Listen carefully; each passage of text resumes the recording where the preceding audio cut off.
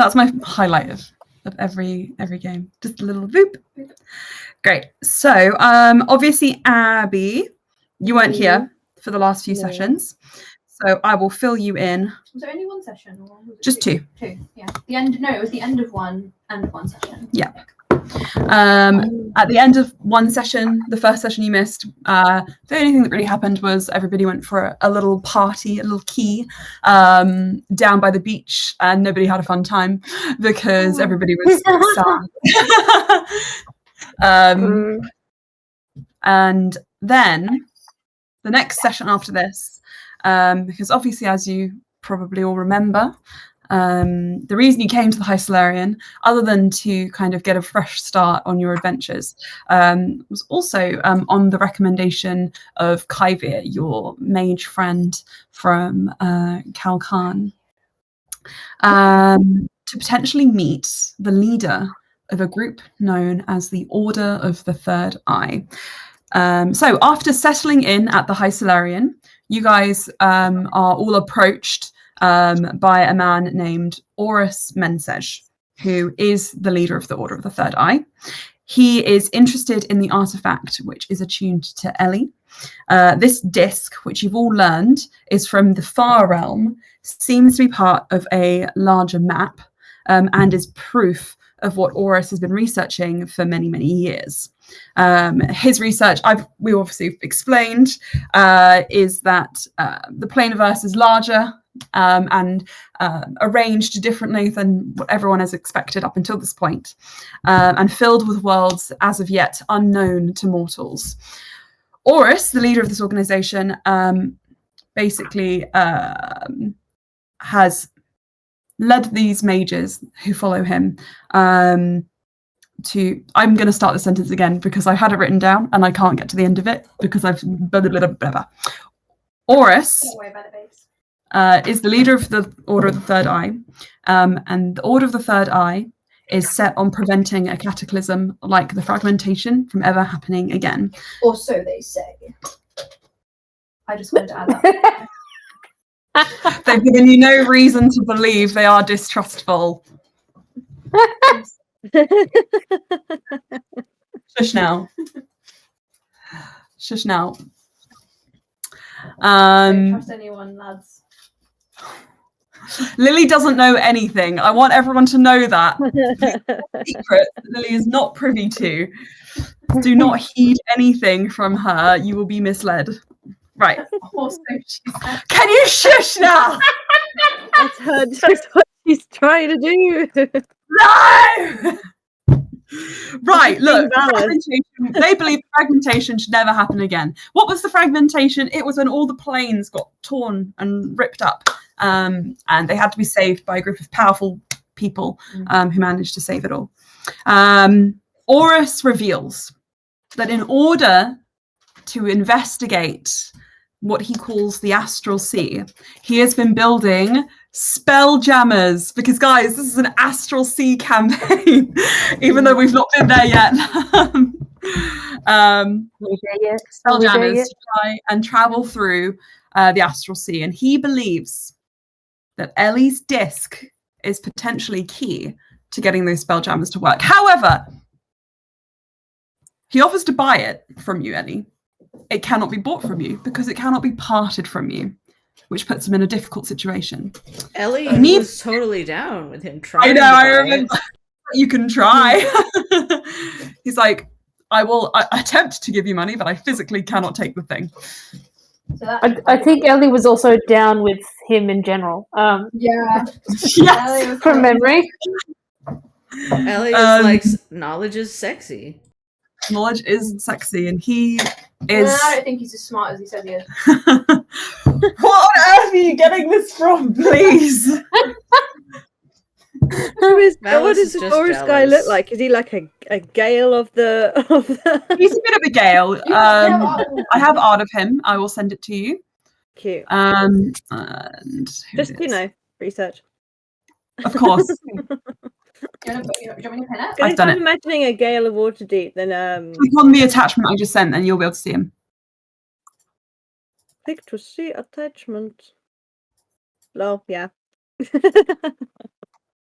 He's got those pouty lips that only a wizard could love. I think he looks like female Azula from Avatar. He is a bit Azula. Man Azula. He is quite Azula-esque. This is true. You see that gender isn't real because I just random. That's true. Right, I have to get through the recap. So, problem. Horus needs the disc. Problem. He doesn't know you guys very well, and one of you was recently a hostage. So, what is the solution? He says he's not prepared to send, in from his perspective, obviously, untested adventurers to the Astral Sea, which could be an incredibly dangerous mission. So, with incredibly expensive equipment. Whilst he seems to have more trust in Ellie, due to her background, Oren, because he thinks she's hot. Perhaps, who knows? Oren, Yanel, and I'm going to say Erwin, you would have had this information filtered through to you. He probably would have also sought you out during your, in between one of your classes, just to pass this information on as well. So he tasks you to prove yourselves with assisting the researchers at the High Solarian in hopes of kind of like proving that you're going to be worthy and giving you access to the Spelljammers. So after meeting the researchers, the team decided that they were going to help a family of Gur retrieve owlbear feathers. That was the mission they settled on. However, that mission soon spiraled out of control when they realized the Gur were all horrible, animal hunters, not very nice. Had an owlbear pelt as a carpet on the floor, you know. Wait, had a son who was. I also have the owlbear conservation. Oh my fucking god! Hang on a second. Can I just say that Yanel and Oren are probably crafting those in the background with Oren's creation because Yanel's like, no more. The owlbear conservation. So you guys also discover something else. And this is the crux of the mission here. You discover that the real mission the girl want you to go on is to kill an owlbear. Specifically, an owlbear that's been marked for death after killing a human. Their daughter, Tara. So, obviously the Gur family is out for blood after one of their own was taken from them. But feeling that was unjust and wanting to know more about the situation, you found that the owlbear was provoked and snuck off to set it free rather than letting it get killed by the Gur. The owlbear gifted you a bunch of owlbear feathers as a reward, and you guys went all the merry way home until you were stopped by yet another twist in the tale, a man named Jasper Phoenixdoe, who is Tara's widow.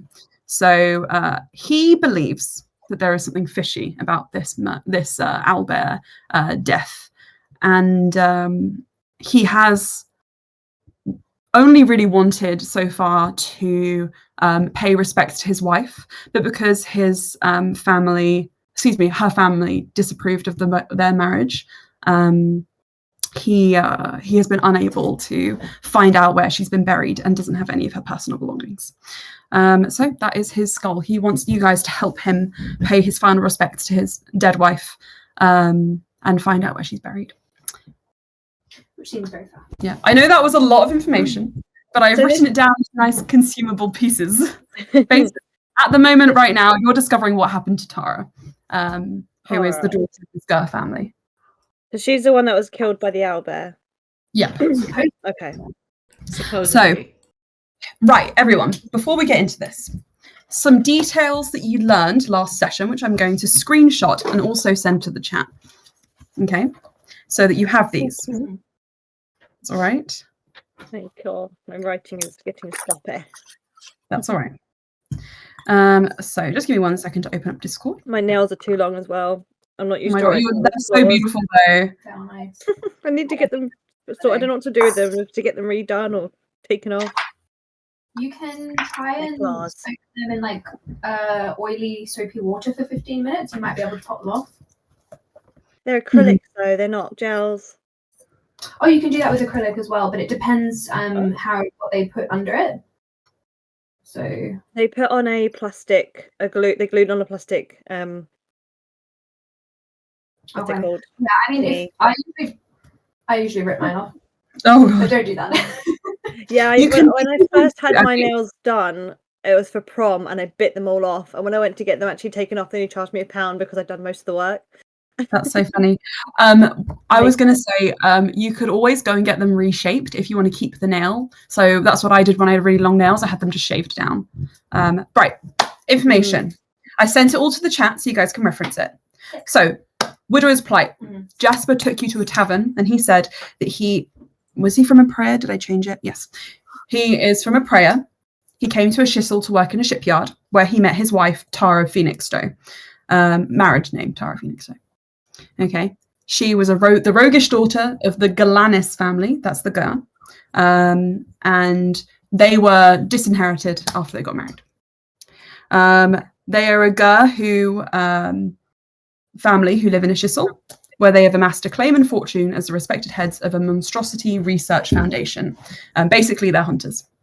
Tara and Jasper married against their parents' wishes, but a hunting accident took Tara's life when she was 31 years old.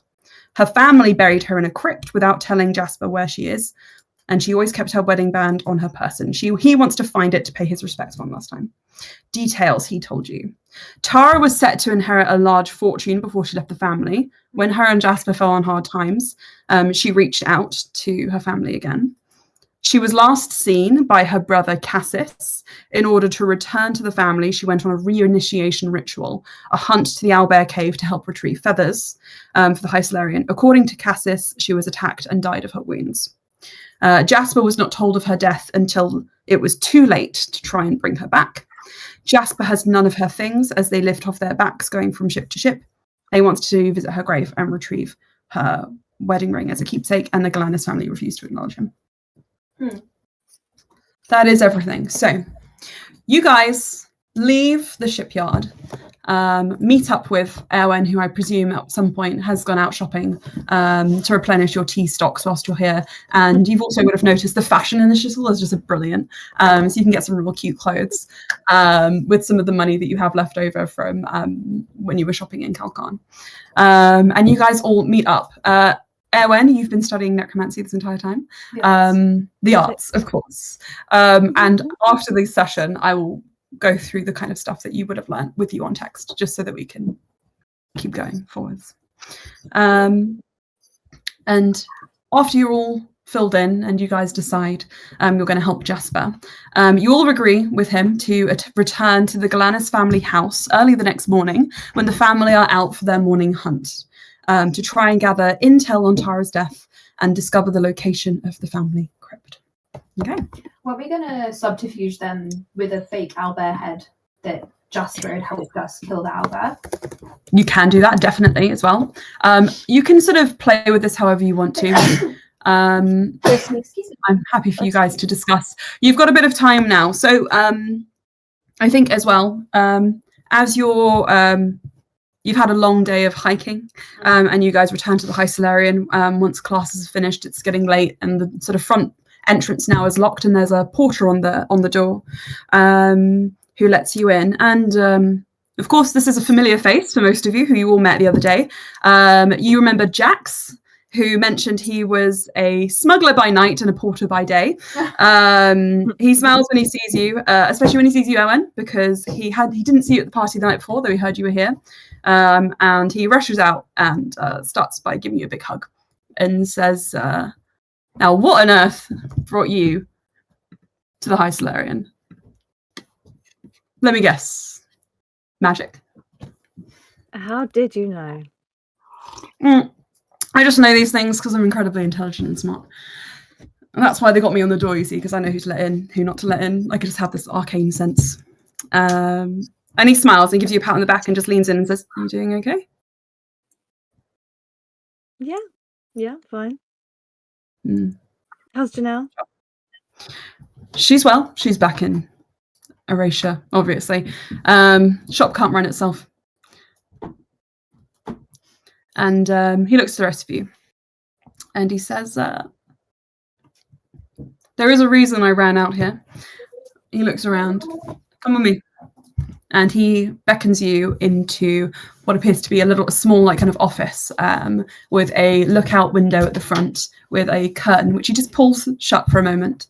And inside, it's just a little bit messy. He's clearly had his feet up, has a cup of coffee. He's spiked it with something. Under his desk, he's got like a little crate that's like got like covering on the top, and then you can just see one bottle peeking out because obviously he's a smuggler as well. I love how everyone in the Chisel is a raging alcoholic. I know. He would like his alcohol. Yes. And he says, he kind of beckons you all inside, closes the door, and it's very clear that he wants, yes, art in the chat. It's a man. Suave fella. Suave fella. And Janelle is his sister. And he said, I appreciate the meme of Stuart from Mad TV. I'm just scrolling up and I just saw Stuart. I love secrets. Haha. I love that. I fucking love that show. Anyway, carry on. Okay. The memes. Yeah. We can do the same music if you want to have music on with it. Let me find them. Oh yes, music. Music. Atmosphere. Is this one? Yeah. Hang on. If you Baldur's Gate relaxing river ambient. Yes, because it's a rivery place. Let me go up and I'll pin it in the chat again. Dominoes. Dominoes ad. Great. Right, Aylin has that noise level. Could you send me a link? I'm sending it. Just finding. I don't want Dominoes ads. Stop giving me Dominoes ads. Is it because I ate Dominoes the other day? Music. There we go. What where you fought or fought, or did you fight them or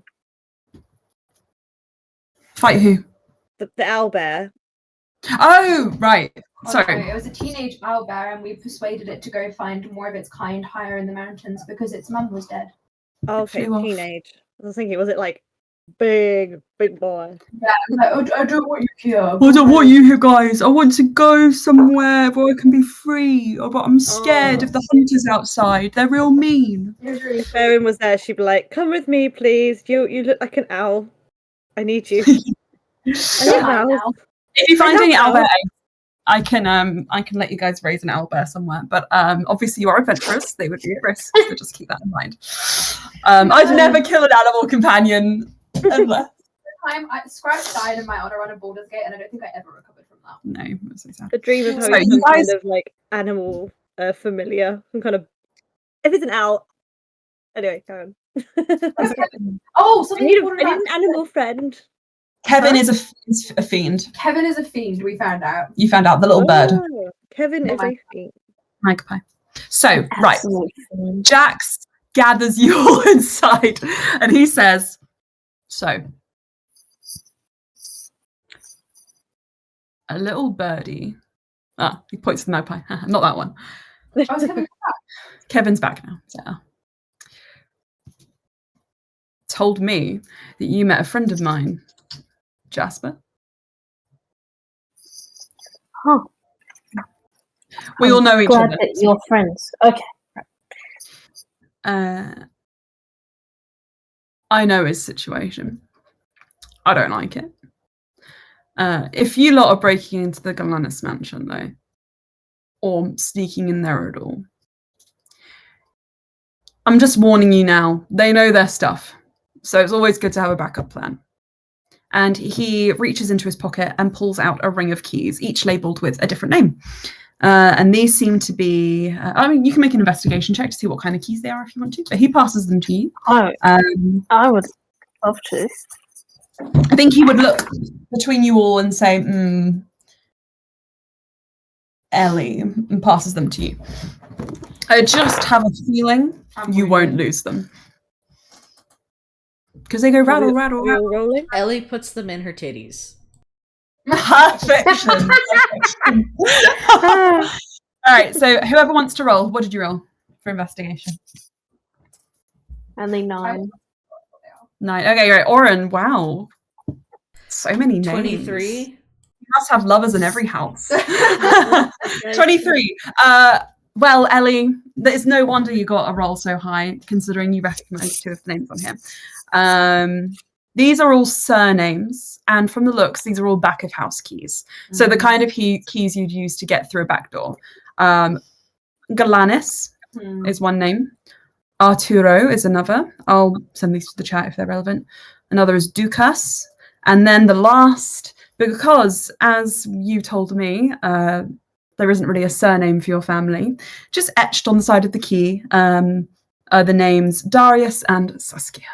And Jack says, yeah, I have back of house keys for all my clients' homes. Those last ones, they're real alcoholics, though. Isn't this like highly illegal? Yeah. He looks over at Owen. Looks over at Oren. And we'll just do like the back finger on mouth. Finger lips. You, if this is suggesting that we use the key, and it's somehow discovered that there was entry without being forced, and so then they try and think of, oh well, who has keys? Wouldn't they? Well, how about this?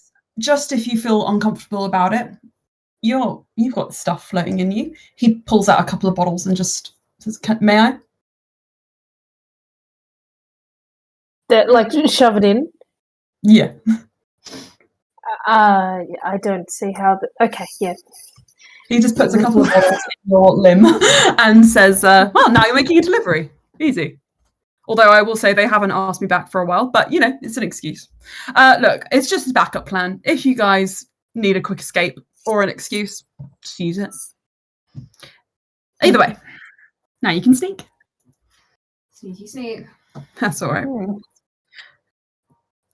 Anyway. If they change the locks, still have to force your way in, so don't rely entirely on me. So, hey, Valors. He comes over, wide long face. Vala's just evil eyes him. Don't touch me. Don't touch me. He pinches your cheeks. You're just like a little mini version of me. I have to touch. You're so How cute. much taller is he then? Like 2 inches. Wait, hang on a second. Elwyn, how tall is Jax? Abby, how tall is Jax? 6 foot? I'd say he's he's quite tall. I'd say he's like a 6'3" kind of. Woo, okay, so he's like 5 inches tall. He's a tall man. 4 inches tall. He's like, Yeah, don't touch me. all right. I was just giggling in the background, like. He goes to Yanel and goes, and Yanel's like, no. And then he's like, who's next? No, I'm joking. I only put my hands on people if I think they want me to. And I get their express consent. Very important, that latter one. Valis whirls Yanel behind and was like, They're a princess. They could put you in a dungeon. Wouldn't be the first time. Anyway, off you all go. I'm supposed to be working. Am I this annoying? He asks as we leave. Yanel nods. Edwin also nods. Yes. Yanel's like, I missed you, and links arms. Am I this annoying? Yes. Mm-hmm. Yeah. So, you guys... he pulls one of the bottles out of Oran's body and just uncorks it. Glug, glug. Glug, glug. Ooh! That means I get to tell you what special flavour it is. Ooh. Oh. If this is a delivery, it's lime and vanilla. Wow. A bit of an unusual combination. Lime and vanilla. It's like citrusy sorbet or citrusy ice cream flavour. Not my thing. Takes another big step. Sure. Sorry. What is the pine lime splice? Is that sure? vanilla? There you go. That's what it is. Yeah, it tastes like a splice. So Splice. Just really not Valis' thing. He's not really a citrus vanilla person. Yeah. You guys it's my thing though. Move through the High Solarian. This is just sort of the entry gate. And before you get into the main building itself, you're just walking across the grounds and you hear off the distance, just around the side of one of the buildings, a loud explosion. And then there's a light crackling noise. And the smell of smoke on the air. Is that common in the High Solarian? No! Most of the fires happen inside the building. Oh, okay. Not outside. Oh, I think yes. Just make sure no one's accidentally set themselves on fire.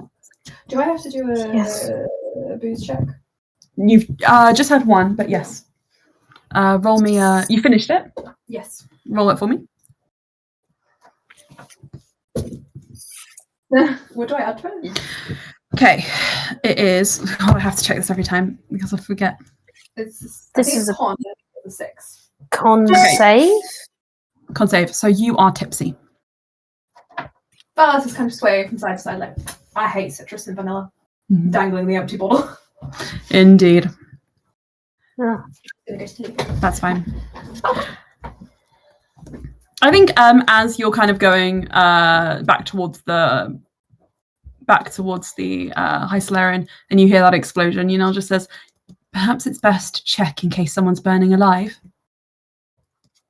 Yes, I think Far that easier sounds to like kill a than to good bring them idea. back. Yes. And you guys rush around, and on the grounds of the High Solarian there are a few small homes which are quite like reserved for the faculty and staff, and they're not cordoned off or anything, and they're kind of just aligned next to the student dorms. And one of them seems to be like a little bit smaller than the others. The lower level has like a corrugated door which has some like small windows in it. It appears to be kind of like a workshop. And then the upper level is obviously where living quarters would be, with an external staircase accessing it.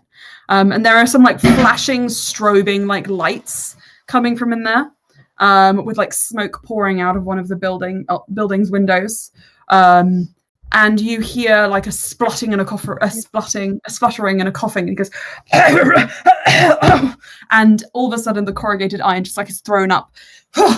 And you see a kind of a goggled, white, lab-coated individual rushing out, kind of like blowing the steam, like the smoke away with his hands, like trying to do something about this. His home is clearly about to be alight. Oh, okay, right. What do you do? What can I do? Excuse me, would you like help? Would I like help? Of course I want help. Does it not look like my house is on fire? Okay. Come on, let's all work together. Get those noodle arms working. As you kind of have long limbs. What I can do personally is, if you would allow me, I could start to just use prestidigitation to try and snuff out small bits of fire, hopefully in key points to stop the fire spreading. But that's kind of the best I can do. That's fine. Does anyone have anything that they want to do? You also notice there is like a hose on the other side of the house. It seems like this is a common occurrence, which you could use if you don't have any magic. Hose started. Okay, you guys do a little magic. You hose down this building, and it's located in one sort of area of the, mostly located in one area of this workshop. Inside, you kind of see that it's a bit of an odd. It's a bit odd in here. First of all, there are what appear to be jars filled with bones stacked up on the walls. Is this Ellie's alter ego?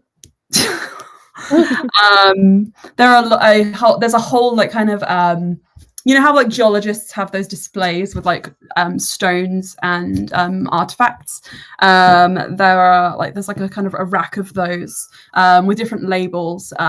You see phosphorite, you see labradorite, you see everything with a whole host of kind of like little notes and labels attached to it. There is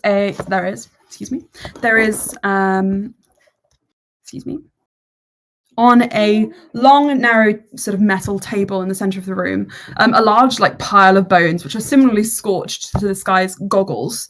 And above the table, you see a strange contraption, which appears to be like a metal and brass kind of lightning conductor. You see up and up again, there is a hole that's been bored through the ceiling of this workshop. And then above that directly, a hole that's been bored through the ceiling, the roof of the house, to make kind of like a makeshift skylight, it seems. And there are like magnifying glasses along all the way down, using the night sky along with some runic sigils etched into them to create just sort of like what is hovering above this table, a little mini storm cloud, just like letting little lightning bolts every now and again to charge up this metal thing. Why don't fuck with magic? Ellie, when you kind of look at this guy, you look at his lab coat, you look at his goggles, you look at his horns, you know who this is. This is your father, Darius, who you remember from your letter has been relocated recently to the High Solarian with your mum as well, who you presume is somewhere here. But Darius has completely blocked out sooted goggles on his face. And he says, "This is what I get for trying to actually do the work and not just research the work. Anyone want to just, I've got a little like a... Can I pull his goggles up? You do, and you see a Yuan-Ti man with similar colouring to Ellie. He blinks at you. I looks behind you. Ellie smiles, and he says, "Do my eyes deceive me? Is that my child?" And he opens his arms. Ellie, do you give him a hug? You can say no. Ellie gives him a hug and like picks him up. Of course.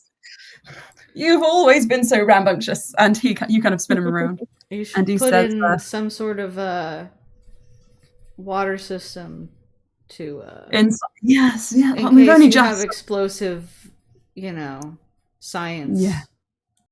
Explosive science is honestly one of my least favorite kinds of science. I far prefer, if I'm completely honest with everybody in this room, doing the writing, making the graphs, designing the experiments. Valve makes a face. But, oh God, alas. Explosive science. To each their own. Who am I to judge? But alas, I no longer have my student research team. So we have to make do. Although, what was I making?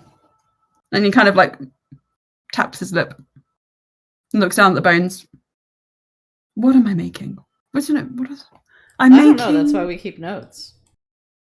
Right! Notes! And he looks around his table and picks up a slightly singed piece of paper. He said, "This appears to be written in some sort of strange code." And he looks really close to it and said, "Can any of you make sense of this?" Please tell me it's really bad handwriting. Actually, no, it's perfectly written. It is clear to you all, as you kind of lean around this piece of paper, that Darius was attempting to make some sort of bone construct. Yunel leans in, looks at the paper, looks up at him and says, he has a concussion. And and he says, "Oh! Can you fix him?" That would explain the throbbing pain." And he puts his hand to the back of his head and he brings it out and it's just blood red. And he was like, "Oh, I can fix him." And goes over and sort of taps him on the back. And there is a kind of like a flash of purplish magic. And he is, "Oh, that's the stuff." Anyway, I should get back to it. Good to see you all. Oh, wait. No. Would you all like some tea? We look around at the smoking house. In here? Oh. Well, we can go upstairs. And he kind of gathers his notes. And Ellie, he just kind of like sighs and shows them to you as he takes you all upstairs and just says, "I don't know. Your constructs always work so well. I was trying to make a construct from some bones I recovered back in Afrana, but I must have left a few pieces behind. It simply won't animate. Goddamn militia. Taking all my stuff. Making me leave in a hurry." Wait, you were kicked out? Yes, of course. Why? You think I want to be here? How'd you piss them off? How didn't I piss them off? Don't worry. Let me... do you know what? We'll explain upstairs. And he takes you out of the building, leaves the grate open so that the air can kind of circulate through. And you go up the outside staircase, and before he can even knock on the door, it is thrown open, and you see, Ellie. I sort of have been imagining Saskia as like a slightly older version of Ellie, but you can correct me if that's kind of wrong. What does she sort of look like to you? Essentially, like if Morticia Adams was a cobra. Yes, exactly. She's got this long kind of dark hair which slicks down her back. She has this sort of very tall, narrow, sort of snake-like posture, and she sort of moves forward and puts her hand aside and just says, Rather just hot. I get that a lot, dear, thank you. Come in. I heard the explosion and just knew he'd be all right, so I must have sensed you were coming. And she beckons you all inside and closes the door behind. Tea? Coffee? Or, I was going to say I have both and something stronger, thank you. Jax. And she kind of goes over to a cabinet in the corner. The room is quite well appointed. It's a living area with a kitchen and a seating area with a dining table. And then there is two separate rooms with a bathroom and a bedroom, obviously, behind there. It seems that most of the research and study quarters are actually in the university, so you don't need much here. Saskia does have her own table set up, of course. Her kitchen has been completely taken over by potions, by bottles, by other sort of natural ingredients that go into making poultices, antidotes, etc. She seems to be a bit of an apothecary herself. And she sort of tries her best to move aside a few things and make space for you, but you kind of need to find a perch wherever you can. And as you're taking a seat, I think, Ellie, you notice that she's got a few keepsakes, actually from Afrana, sort of on the table that she's clearly been reading through and looking at. And Sky, okay, I'm just going to say in advance, I'm sorry that I didn't draw all the pictures on this, but I wish I had, but I just couldn't. I'm not that artistically skilled that I can draw scenes in a short amount of time. Very artistically skilled. This is wrong. But you see a newspaper on her kitchen desk, Oh my God. and if you recognise where the bigger photo is from, just ignore it. I think most of you won't, because you don't watch The Rings of Power. But you see a newspaper, and she says, if she sees you looking at it, she just says, ignore that prattle. It's not worth reading anymore. I can't believe they're still selling this abroad. And you see an Afranan emissary, which is a newspaper from Afrana. It is written in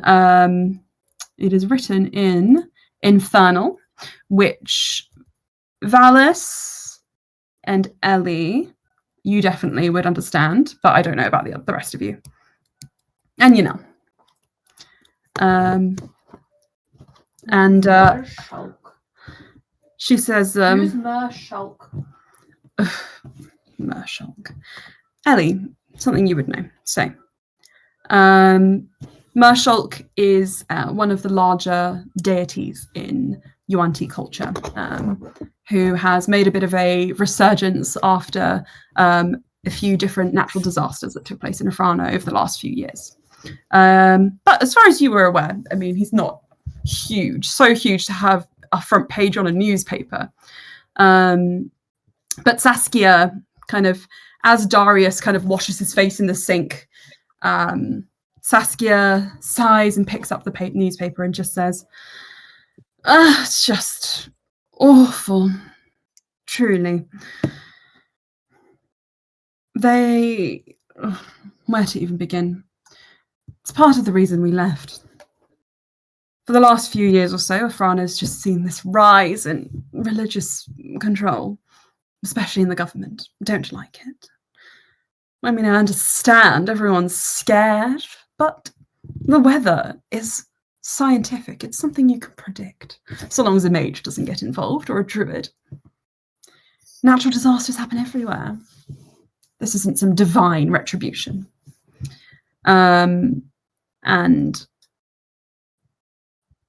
Saskia kind of starts meddling about with her potions and pouring out teas, and then gets confused and says, "I don't know if this is potion or tea." Have a sip. See.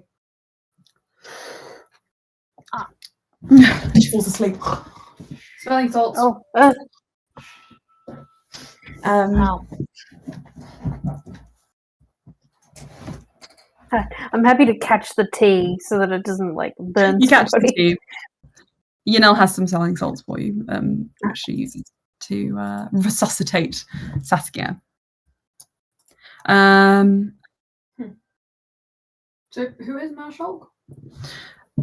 Darius, whilst Saskia is getting up, just says, Mershulk is believed to be the bringer of chaos.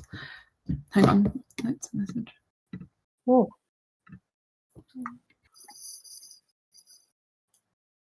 Oh gosh, sorry, I didn't know that. Okay, you wouldn't know. Oh my god, okay. Should we take 5 minutes? Okay. Yes, please. I thought it might be good for me to just read out what is written on the That would be helpful. the newspaper. So the newspaper, the Afranan emissary, Mershulk's mercy, heretic pardoned at trial, heretical anarchist, Kimber Natani, pardoned this day after his anti-Meshulkian past was revealed. The former chief lecturer at the Malat Dana Meteorological Institute was spared from prison after the chief of the faith militants spoke out on his behalf. The investigation, which has led to despair and outrage from the faithful citizens of Malat Dana and beyond, will finally be put to rest. Natani gave a heartfelt and tearful apology for his disgraceful sentiments. In his mercy, Mershulk has commanded that he be re-educated in the ways of the faith, and that he pledged to destroy his research in hopes of walking a pious path in the future. Snakeskin elegance, be beautiful and faithful. Want to look as gorgeous as the Dark Serpent's chosen? We spoke with Sister Sarah Antares to get her tips on how to use beauty to revere Mershulk. This is sounding a little bit fashion. And the last one, Mariatu, the faith militant needs you. And there's a picture of a man, which I actually did draw at the bottom there. And My so, God. Destroying your research. indeed. So as you guys kind of, Saskia, excuse me, I'm so sorry. Right. It might take me a second to adjust. Okay, yeah. I'm going to Yeah. delete that Elsa- message that had the link in it, by the way. But if you want to read it, then it's on. I will later. I'm so sorry if I slip up. I really apologize.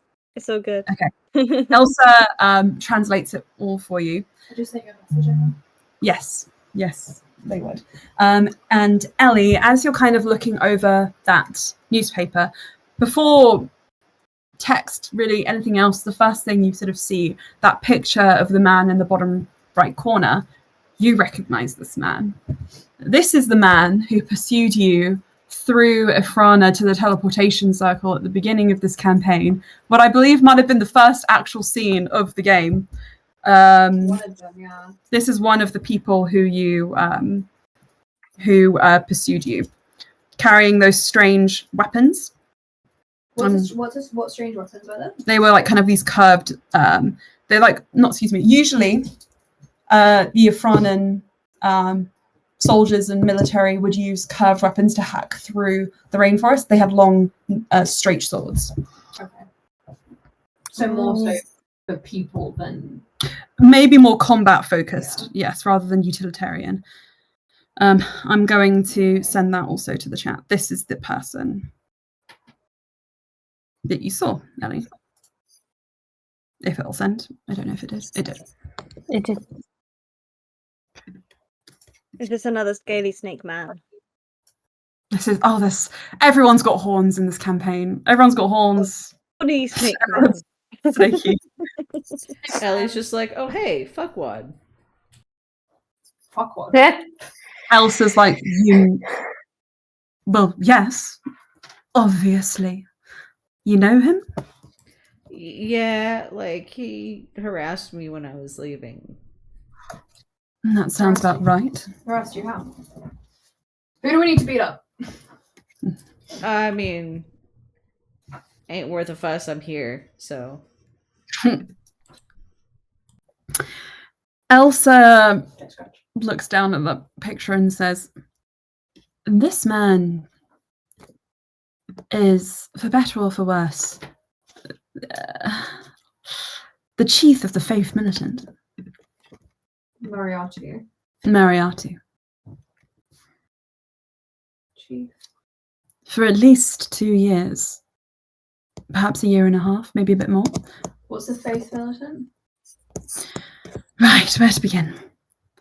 Like I said, Fran has had a rise in religious control ever since the fragmentation of 50 years ago or so. It caused natural disasters, monsoons, earthquakes. Oh, it brought up a whole host of natural ingredients that I could use. Regardless, my dear darling husband and I, we actually relocated to Malatdana because of all of the natural disasters. It was a treasure trove for finding long hidden things, bones and archaeological sites and everything. But of course, you know, there's also the volcano, minor eruptions.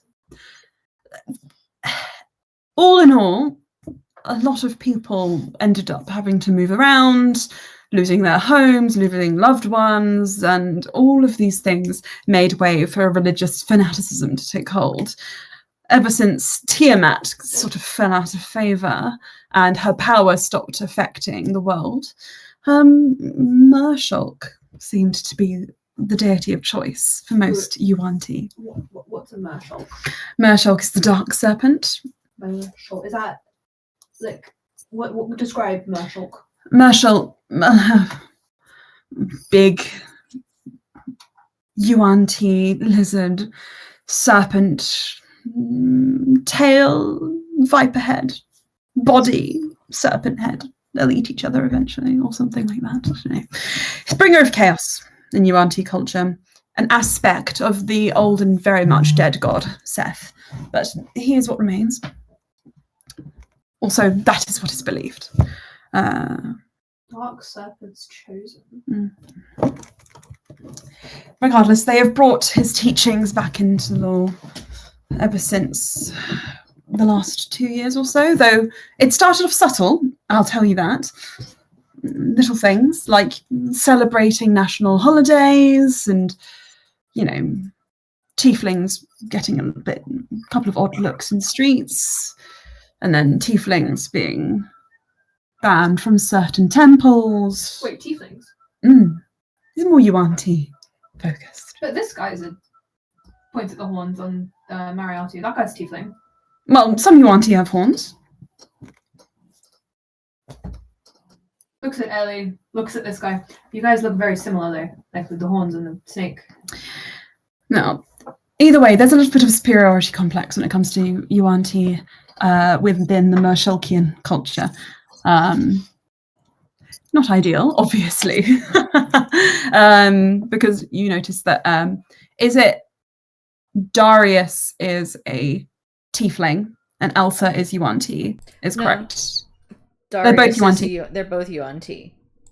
Oh, okay. Sorry, I thought you were half tiefling. Sure. Ellie's not half tiefling. No, sorry, that was my mistake. Okay.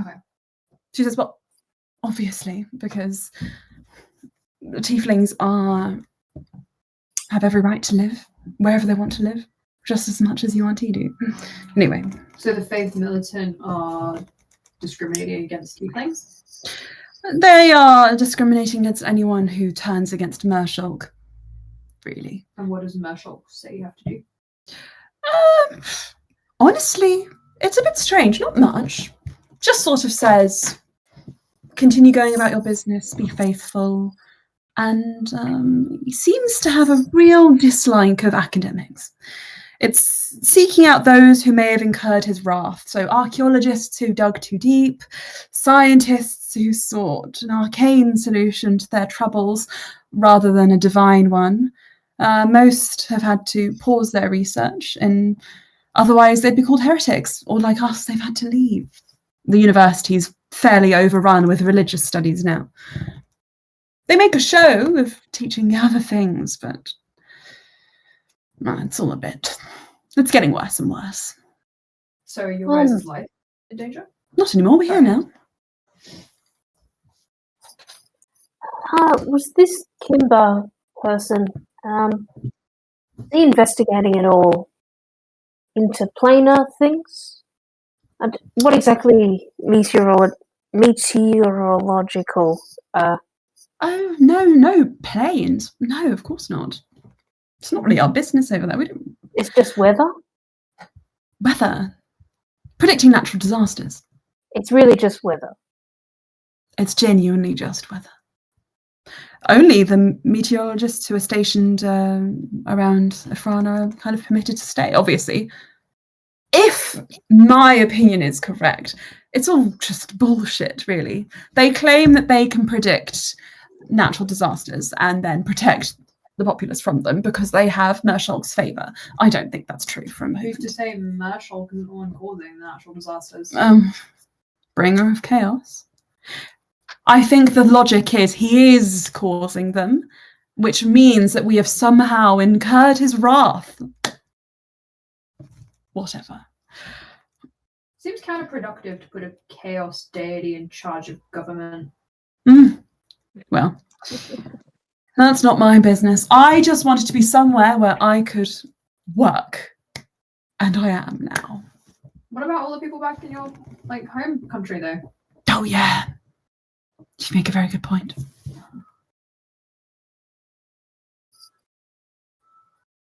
Well, I'm sure we'll go back. I don't think anyone's in danger. Look, this person here was pardoned.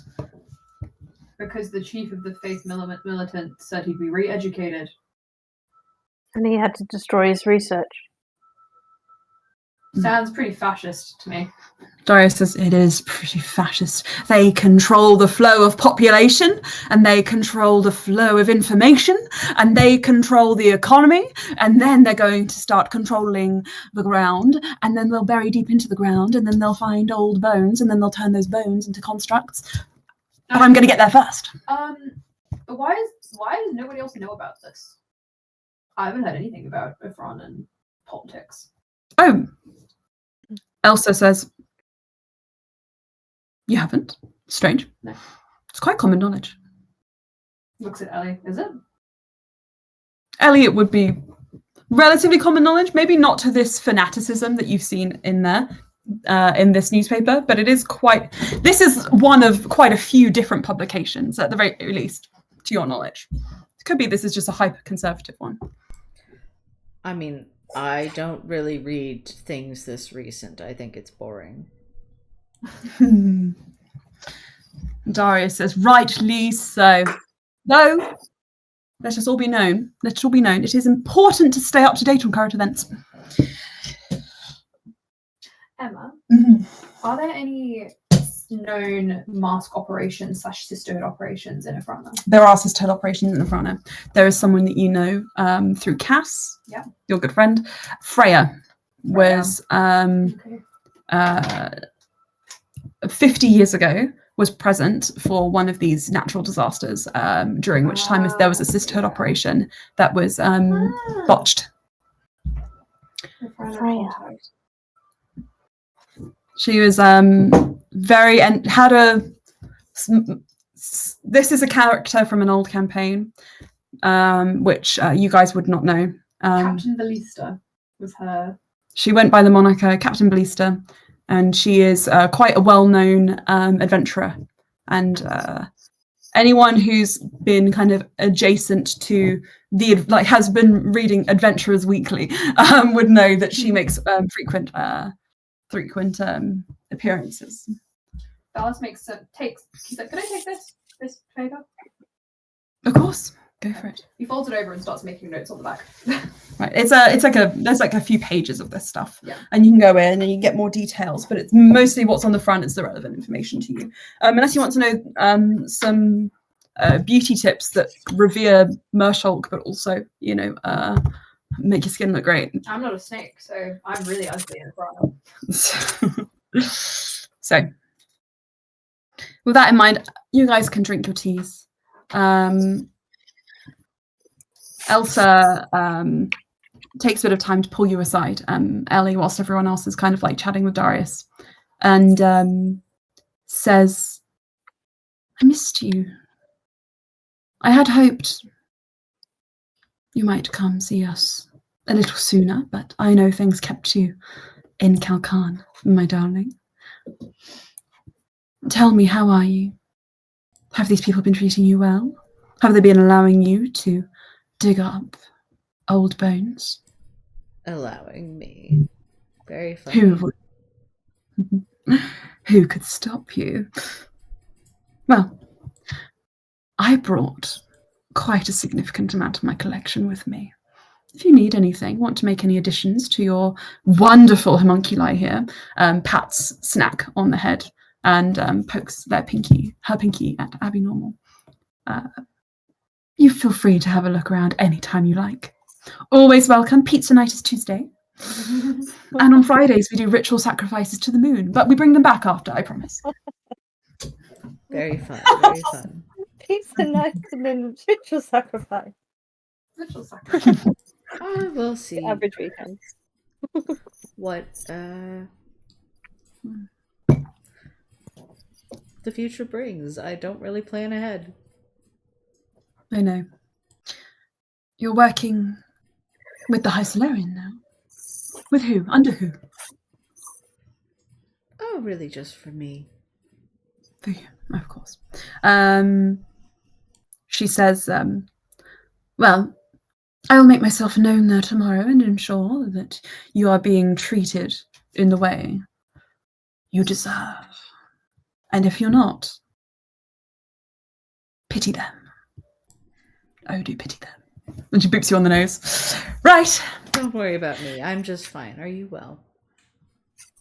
I am well. I worry a little about my friends I left behind, but I know the newspaper makes it out to seem like the entire world is falling apart over there. Honestly, the city is fine. Most of this is happening in the countryside at the moment. Yes, there is an increased military presence, but my personal freedoms and that of my family have yet to be truly impeached. It's just my research and your father's that I'm worried about. So, of course, I think that those of us who seek knowledge are better served here. It's not mean we can never return home. I will keep an eye on the situation, though, and I'm sure you will as well from afar, and we can keep each other informed if we discover anything alarming.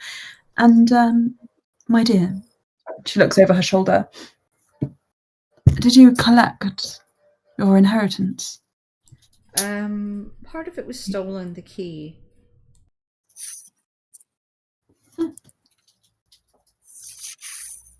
Part of it was stolen. Well, how chill Ellie is about that. Part of my inheritance was stolen. All right. Not a problem. Let's all have cake. And she wafts back towards the kitchen. Insight, passive insight would be how high? Low.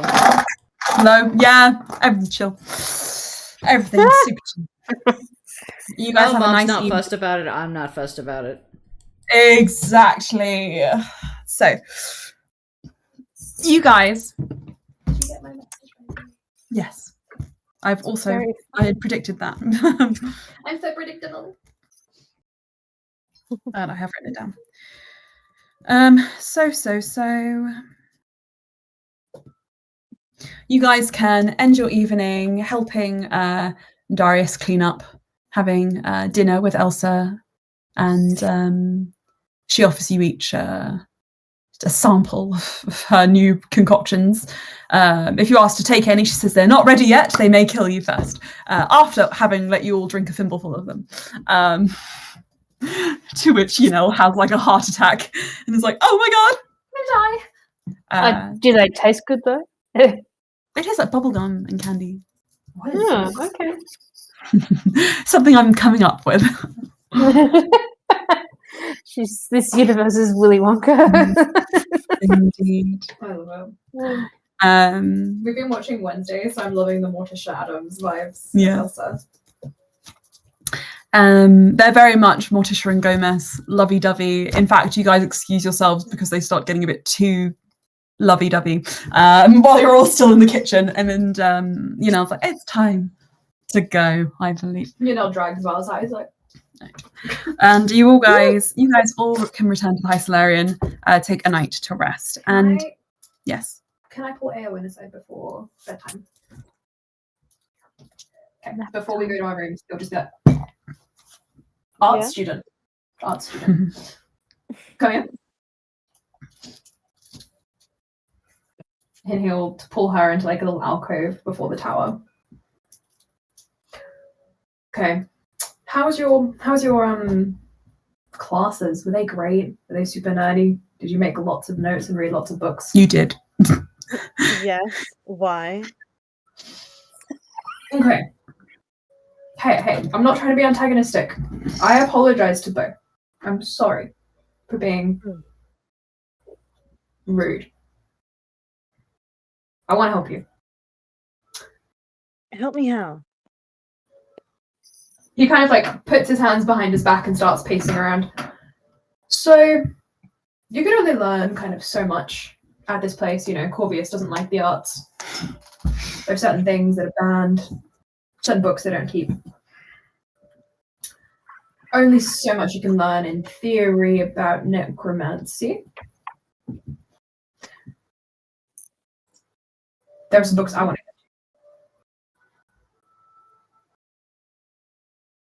Would you be willing to commit crimes to get books? If the books are valuable to me, then I'd do anything, to be honest. So, look, I grew up here. There's a house, like, I don't know, a few miles out of town, out in the water. You can't find it unless you're with me. And he kind of makes a face. There is a study in that house, owned by someone who might have a really extensive collection of illegal books. I say, we go to the house and just take them. It's my house. So it's not technically breaking and entering. It's your house. Yeah. And why are we breaking into your house? It's not my study. It's my old man's study. Right. What are you stealing from your old man? He's a nerd. He has a massive library. He's not here at Are the you moment. doing this purely to help me? There's obviously something in it for you. Yeah, there is something in it for me, but I am also doing it to help you. My little friend Kevin, he pats Kevin on his shoulder, is a fiend. So I want to get some books on fiends. Mhm. So I can communicate better with Kevin. Okay. He sticks out his hand. I hope you've washed them. And she shakes his hand. So dirty. That's really funny. Is that right? So, Emma, just for... Okay, I'm just going to make a few edits to what you said. I think that the best way to do this would be to go to, because he's a lecturer at the university as well, we just to move his study to the university study so that I don't have to make you guys go all the way across the ocean. Because we have only got an hour and a half. Is that okay? Oh, okay, yeah, I get it. Yeah? You think he would keep it in the High Solarian? He can at least have a portal to his study at home in the High Solarian. Okay. Okay, So breaking into his office to get to a portal to get into his study. easy. Okay. Easier than going out, getting a boat, sailing, opening the, describing the house. Levitating. Sailing. You can just portal into the house. Home again across the sea. Are you just bringing Erwin, or are you also going to invite the others? So if not, Can I make an intelligence check to see what the better option would be? Sure, Are we more likely to get caught if I bring more people? always, but Probably. Was it a natural 20? Val's got a natural 20 on an Wow. intelligence check. You are more likely. That's very shocking for him. You are more likely to bring more people.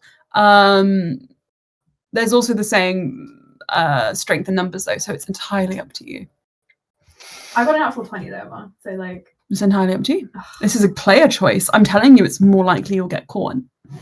okay. But There that could doesn't be mean. distractions. I think Valis, before Ellie goes to bed, will bring Ellie. And he'll be like to Yanel and Oren, we're just going for a girls' night, and you guys can have a little nerd night. Okay, be back soon. And he just pulls Well, them out. we're going to go drinking with Jax. Yeah, enjoy yourself. Are we? I mean, Valis, if Is you want it to Jackson be a nerd? boys' night, I can be a boy. Is Jackson nerd? I'm sure. I never said I wanted to be a boy. Aaron's a bit confused. They're all girls tonight. Fine. Aaron's like, I'm a girl and a nerd. Where do I go? I'm also a I know where I'm nerd. going. I know. And he will Okay. explain to Ellie that they're breaking into Uruk's study as they're going. And you know Uruk is Valis's drow father. Mhm. Not the one you met in Kalkan, that's Joral. Uruk is his other dad. Uruk. Just as a quick aside, Yanel You looks guys know upset, crosses their arms, looks over at you, Oren, and just says, yeah, we're gonna go do something together that's really fun and interesting. Well, I could get the dulcimer out. Ding, ding, ding, ding, ding. I actually play the violin. You guys can Oh. just do a music night. I'm gonna Cool. start a band. Yeah. Cat rock. Yes! Oh my god! Okay, wait. Cat rock. Oh. Okay. Yanel will take you downstairs to hang out I'll see the with Jonas Jax. Brothers You guys later. crack I'm getting open a very cold one. hyped. You guys crack open a cold one. What instrument does Jax play again? You told me. Like a lute or a lyre? Yeah, a lyre. Some Lyre. kind of like guitar thing. Jax got his lyre. You get your dulcimer. Yanel has their violin, and you have a jam sesh. And it's like in Baldur's Gate where you start performing and everyone just sort of joins in. Great. And it's a jam sesh. You three. Adorable. The Pink Panther music starts playing as we creep around. Make me stealth check, please, if you're sneaking. Funnily enough, I didn't prep this in my notes. You knew I wanted to do this. Well, but I didn't think you wanted to do it right now. We're going to be in the high Solarian for ages. It's fine. I can do it. You like that slow? That's How dare you say things that are entirely true? okay. I have a location for you. Did I send this previously? Here's not a rogue, but he could be. Stealth is 21. Nice. Okay, no, I didn't send this. Perfect. 21. And then Erwin, a stealth check, please. Oh. Ba-da-ba-ba. Where's my character sheet? There it is. Lily, did you say Cool. Velas's other dad was Uruk? Uruk. I'll put the. Uruk. In fact, I will send you his portrait as well in the chat. It's let's night. go to D&D. I threw an 8. So I just picked Okay, on the one that's on D&D. Don't worry. She's wearing a high heel. She's a bit noisy. Or if you do, it's fine. Make sure I've sent yet. If it's What you. picture did you send? Don't look at it yet. Can I? How do I get? Oh, I just looked at I Nice to meet too also looked at it. No, I'm just giving you a picture, and I'm because I don't know. Go to Discord. No, I'm sending you the picture. Okay. Don't laugh. Give the DM more to do. Don't be mean. No, it's fine. I'm happy to. No. Don't laugh. So we've got a 9, a 23, and Valis, what did you get? I'm just gonna put. I'm not looking at the chat. I'm just typing his name. I got a 25.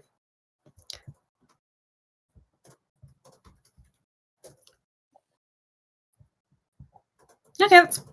Let me do that maths again. Uruk. Thank you. Uruk. That's more like it. Okay, cool. With a 19 total. Let's be honest, he's probably got a portrait of himself in here, doesn't he? Yeah, he probably does. Yeah. With a 23, with a 19 total, you guys begin your sneak through the Hysolarian, and you manage to avoid a few academics who are out late. They've got just mountains of coffee, bags under their eyes. From Uruk's crazy coffee, right? From Uruk's crazy coffee, yes. Because Uruk is a madman when it comes to the coffee brewing.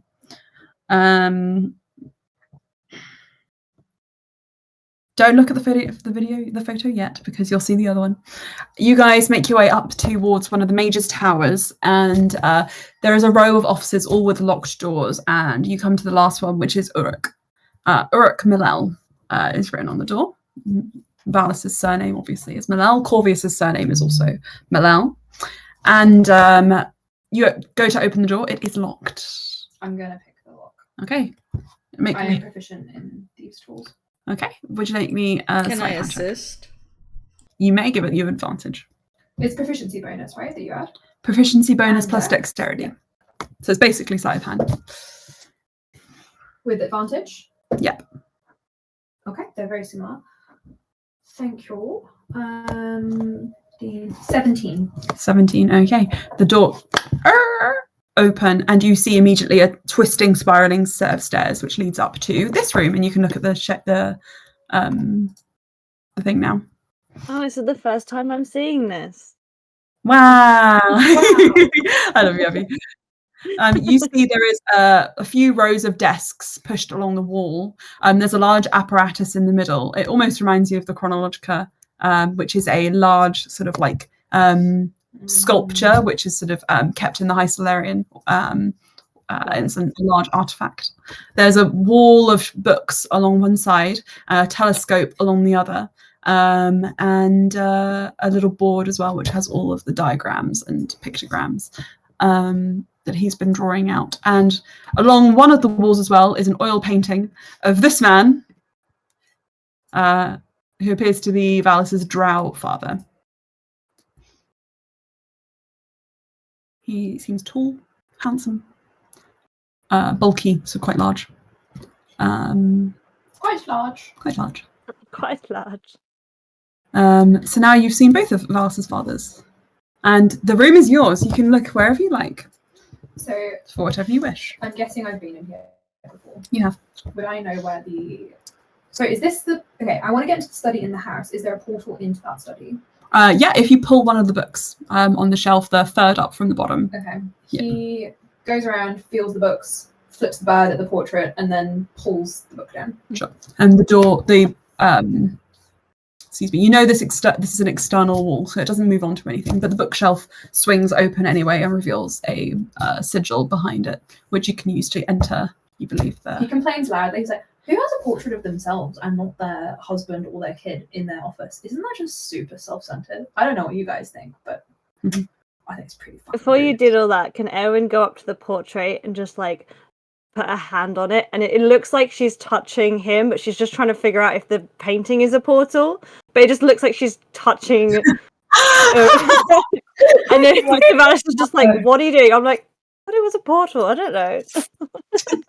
You're magically inclined, so yeah, naturally. Valis is looking at you like, Get off my father. right.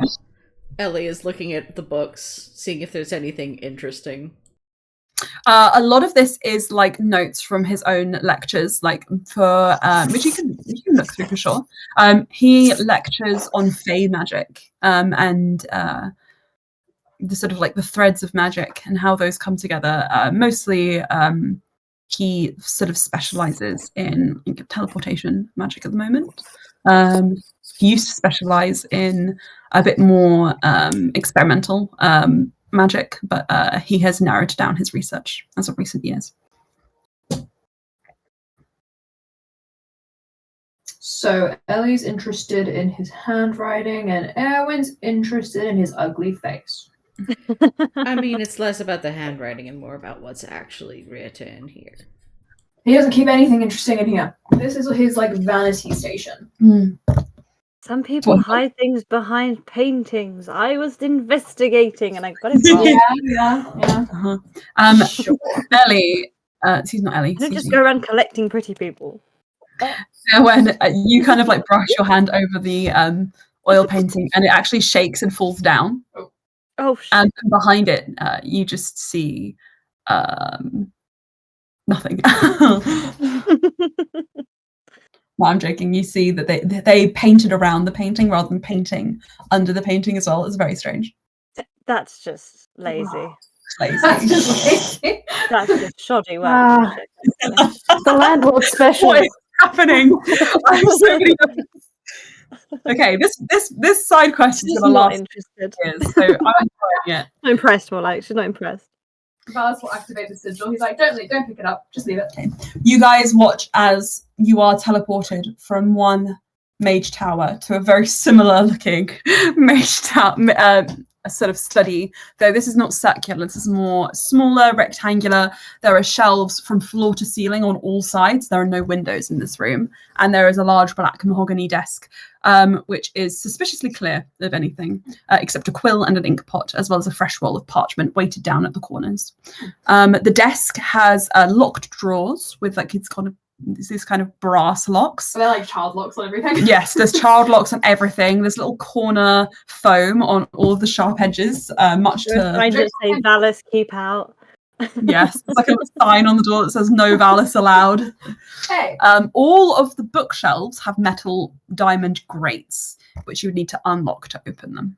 Because I'm annoying as a DM. Valis gets his tools out and he's like, just take a seat. You can sit on the desk and make sure you leave fingerprints. And he starts working on it. Cool. Ellie also starts unlocking the bookcases. Perfect. So can you two just make me one Yeah. roll for all of this straight up? 17 plus 2 plus 4 is 23 or 22? 22, I think. 22? That is a natural 20 for 23. Hotties on both ends of the arena. We're just like, Brilliant. Okay, so you guys Ewen, you sit beautifully behind the desk.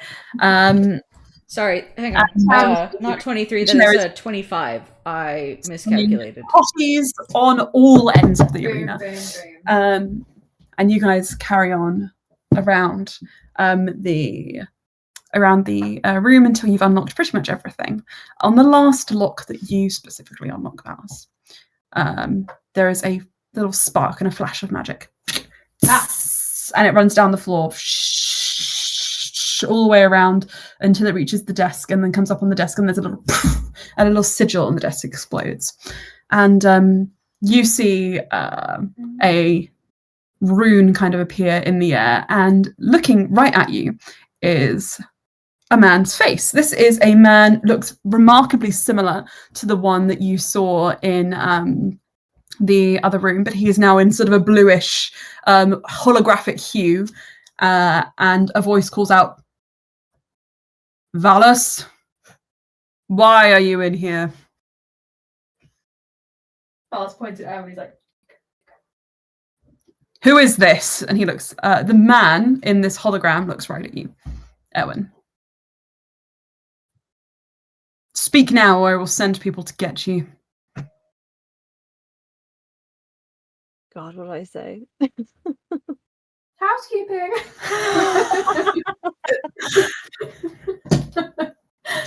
In a desolate house in the middle of nowhere. Valis starts. Who are you? One of his girlfriends? Oh no. She's way too old. Valis starts looking at the books quickly. The head turns to you. Valis, I knew you were here. He pulls off one. Puts on Where one. have you been? Well, currently I'm right here. He pulls more out and puts them in a stack. God damn it. Why are you... Stop doing that. Put those back. No. I've alphabetized them specifically. Put them all back. No. He pulls more out and puts them in front of Erwin. There are books on necromancy and demonology. He's like, just take those. Why do you want those? Explain. Because it's a homework project. A homework project for this mysterious research trip Zarina said you two were on. That's correct. This must be Erwin then. Yes. Goodness me.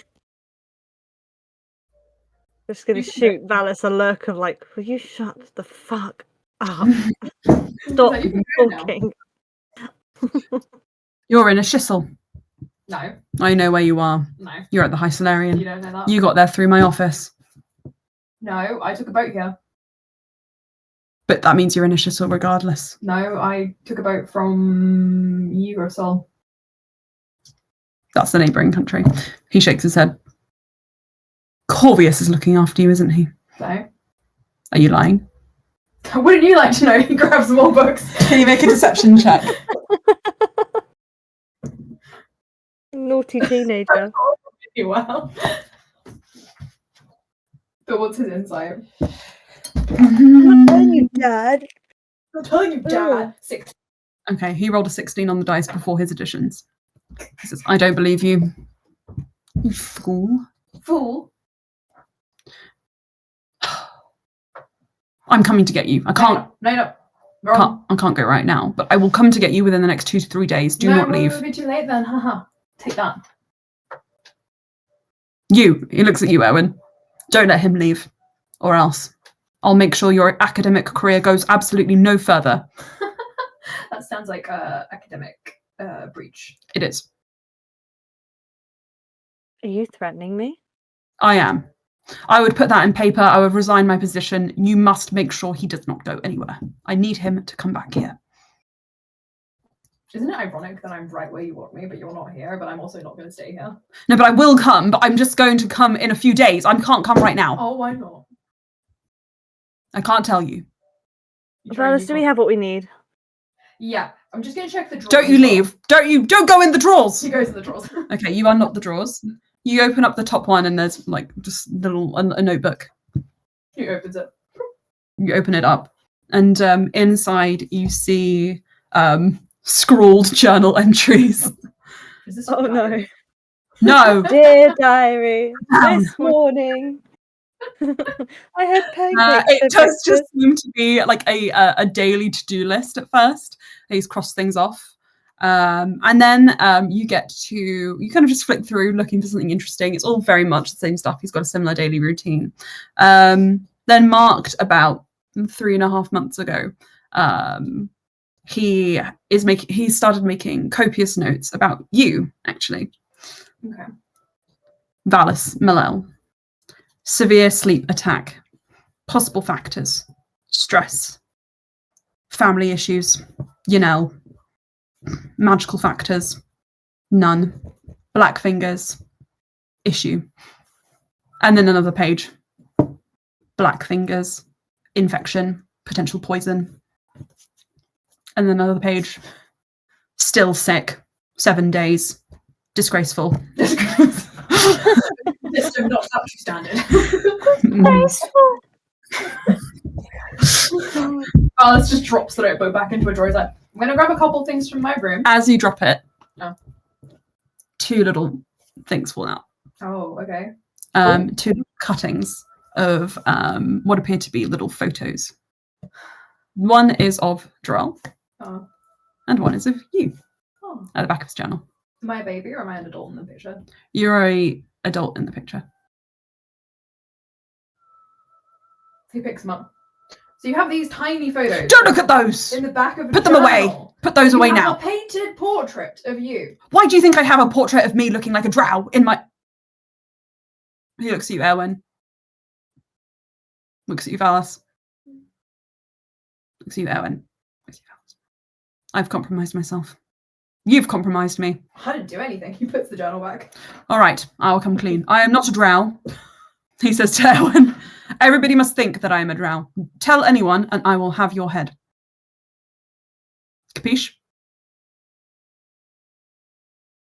Okay, this seems like it's not working. You can have those books, except the ones on demonology. Why? Those are private. No, I've already taken them. They've been heavily edited. You won't find anything useful in there. Where are the I mean, I'm knowledge? sure I could find someone to tell this interesting information to. I will give you. Fine, I will give you them about all. your You just- heritage. Okay. Shh, shh, shh. Many people would be in danger, your friend included. About books on demonology. No, if my My secret was revealed. Your secret was revealed. Your coffee recipe? Not. Oh my god. You are insufferable. You are an insufferable child, and I regret. You're Yeah. both insufferable. You both stop talking for once. For just a second. But I'm not going to stop talking until he stops talking. Right, I'm gonna So let you now guys... you're acting like, now I know where he gets his childish things from. I'm not childish. Balance backs out of the room. So I'm gonna get some stuff. You guys keep bonding. Ellie, you've met my dad. Then just leaves. Ellie is doesn't literally have questions around. Ellie It's just is in a disembodied head. literally just been putting books in like the research notes in the bag of holding. It's like, ooh, this looks like just like quietly. Ooh, this looks interesting. Just Right, I'm leaving Ulster. This has to happen. Damn it! You see him get up out of the view of the hologram and walk. You realise maybe the time is of the essence. Right, Balance runs to his room to grab a few pastel things. But Eowyn, Ulster, and Ellie. Ulster is the name of the Messian king, which means that's where he is at the moment. Is there anything else in this study that would be of interest to me? Yes. Can I have a look? Yes. Just give me 1 second. if you need help Weird. carrying anything, the file cabinet of holding is open for business. I think which I is have a okay. bag of holding. I think I have a bag of holding. Yeah, I do. I have a bag of holding. That's what Filing Ellie calls her cabinet. backpack. That's so funny. It's Filing cabinet. yeah. I love it. Okay. Okay, let's see. What do you find? I want to call mine the cauldron of carrying. Ellie, this will be Hell interesting yeah. to you. Make it a bit witchy. I like it. Okay, there are a couple of things I think that you guys would find in this room. First of all, there is a ring on the like kind of, you know, there's like a trinkets dish inside one of the drawers, and you see a few rings on there. You put a few on and you don't feel anything. You put on one and you feel a sudden like jolt through your palm, Ellie. Excuse me, Eowyn. Mm-hmm. And this seems to be what would be considered a ring of spell storing. Ooh. Seriously. Val is in his bedroom. Yes. Spell storing. And what does that do? So it stores spells, which means that you can hold spells until you choose to use them. It doesn't. Sorry, what was I going to say?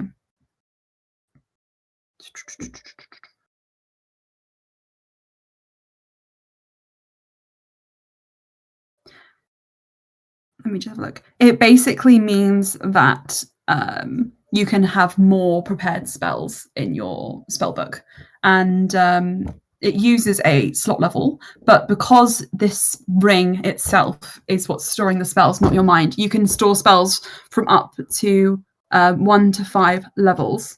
First to 5th level, and you don't know what's already in it. You can tell it's kind of full and sparkling at the moment. I'm also going to say I feel like it's a bit.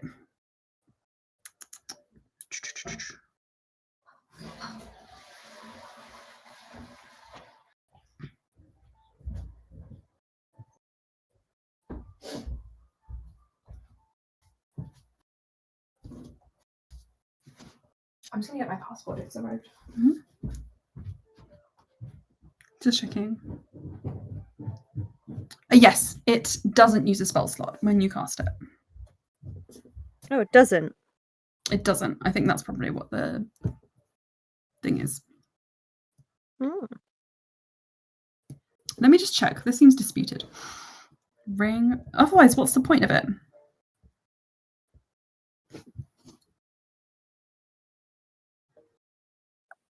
Maybe if you don't have any spells that you can know on hand, you can put it in the ring and change it. Okay, I get it. So you can prepare spells in the ring.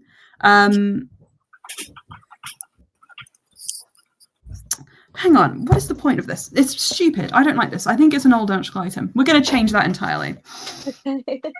Sorry, I just think that's stupid. I think you should be able to not have to use a...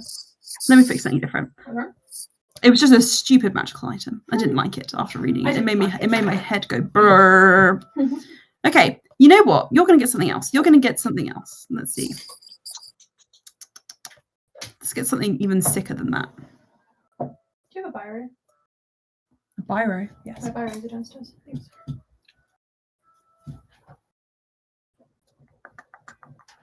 How about Thank you. instead Passport. elven chain? Okay, folded up is a little sparkly mithril chain shirt, which you can now wear without it being armor. Wow. So elven chain. Elven chain. Gives you a +1 bonus to AC. How's that sound? Sweet. Wait, can Erwin equip that as a wizard? Yes. Okay. I feel like this passport is significantly You important. are considered proficient with this armor, even if you lack proficiency with medium armor.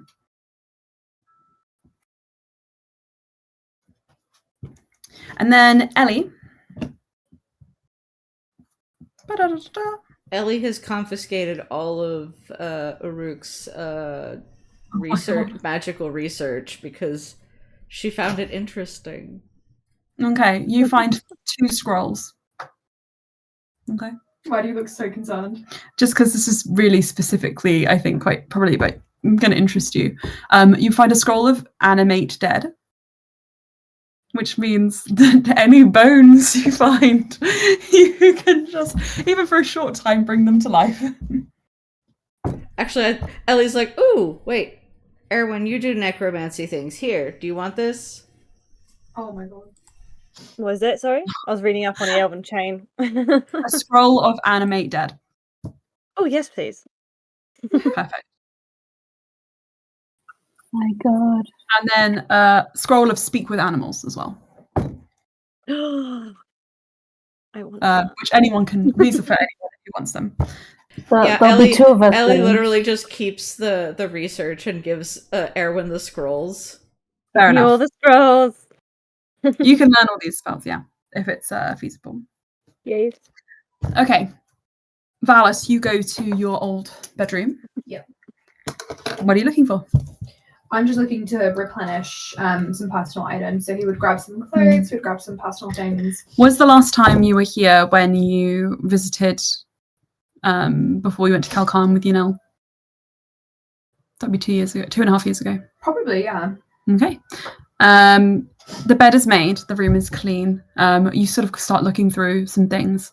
When you open the top drawer, you find there's like a sudden explosion of pink ruffles as some of the stuff that Yunel left behind is still here. One of their sort of like pink summer dresses.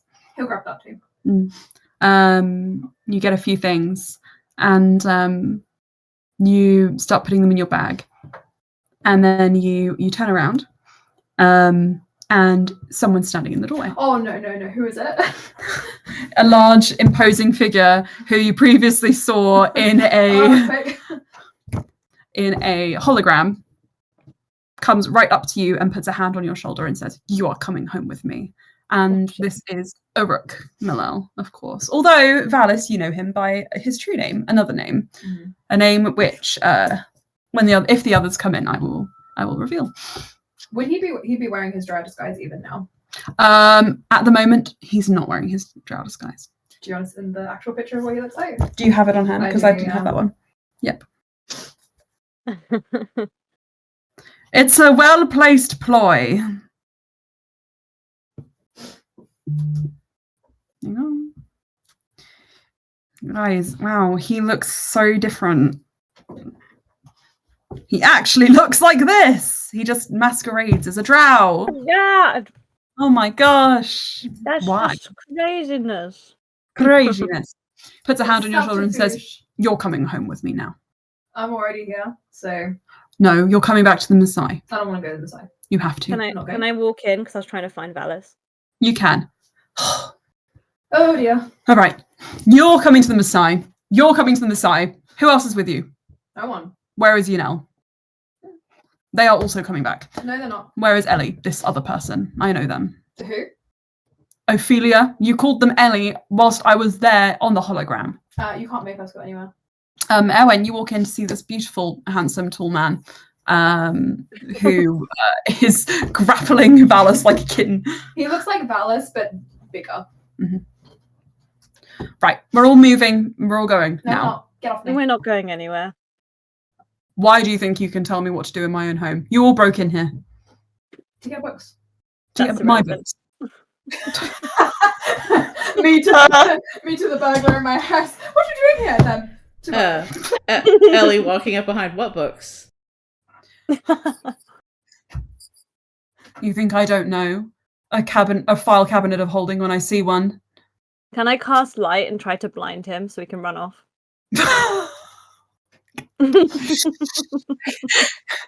Erwin, Flashback. you know this is extra Yeah, out here, literally. I want a flashback. but you want to flash them and then leave. just run away. Be like, bye. Okay. Ellie you has cast- a whole other thought for flashing. Okay. You guys You collectively can do that too if you want. No, I'm it's gonna- good. I don't I'm think he's gonna say, interested. with the light, he just flinches for a second, but he says, "I'm not a drow. I'm not sensitive to light." But you guys are already going, I presume. Yeah. Make a dexterity, acrobatics or athletics. It's just all of us. No, this is just Valis. Beating an 11. 9. Oh. Okay, you stop trying to run and you guys notice Valis Wait, is I'm not moving. still not moving. Right. You want to leave? Perfect. You'll take me to where the rest of you are then. Why do you want the rest of us? Well, it's probably good we all You stay know together. Oh yeah, you're gonna show up with that face? I'm sure plenty of people might recognize you.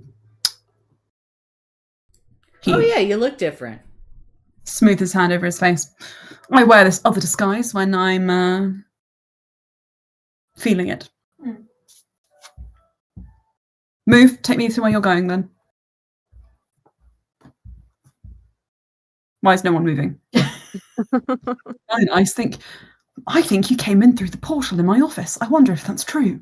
And starts walking towards his office with Valis in his hand. I was like, get off me! No. We're going to get your group back together, and then we're all going to the I Maasai don't want to go to together. the Messiah. We have to go Why do we have to go to the Maasai? because they ran away from the Maasai, and they need to.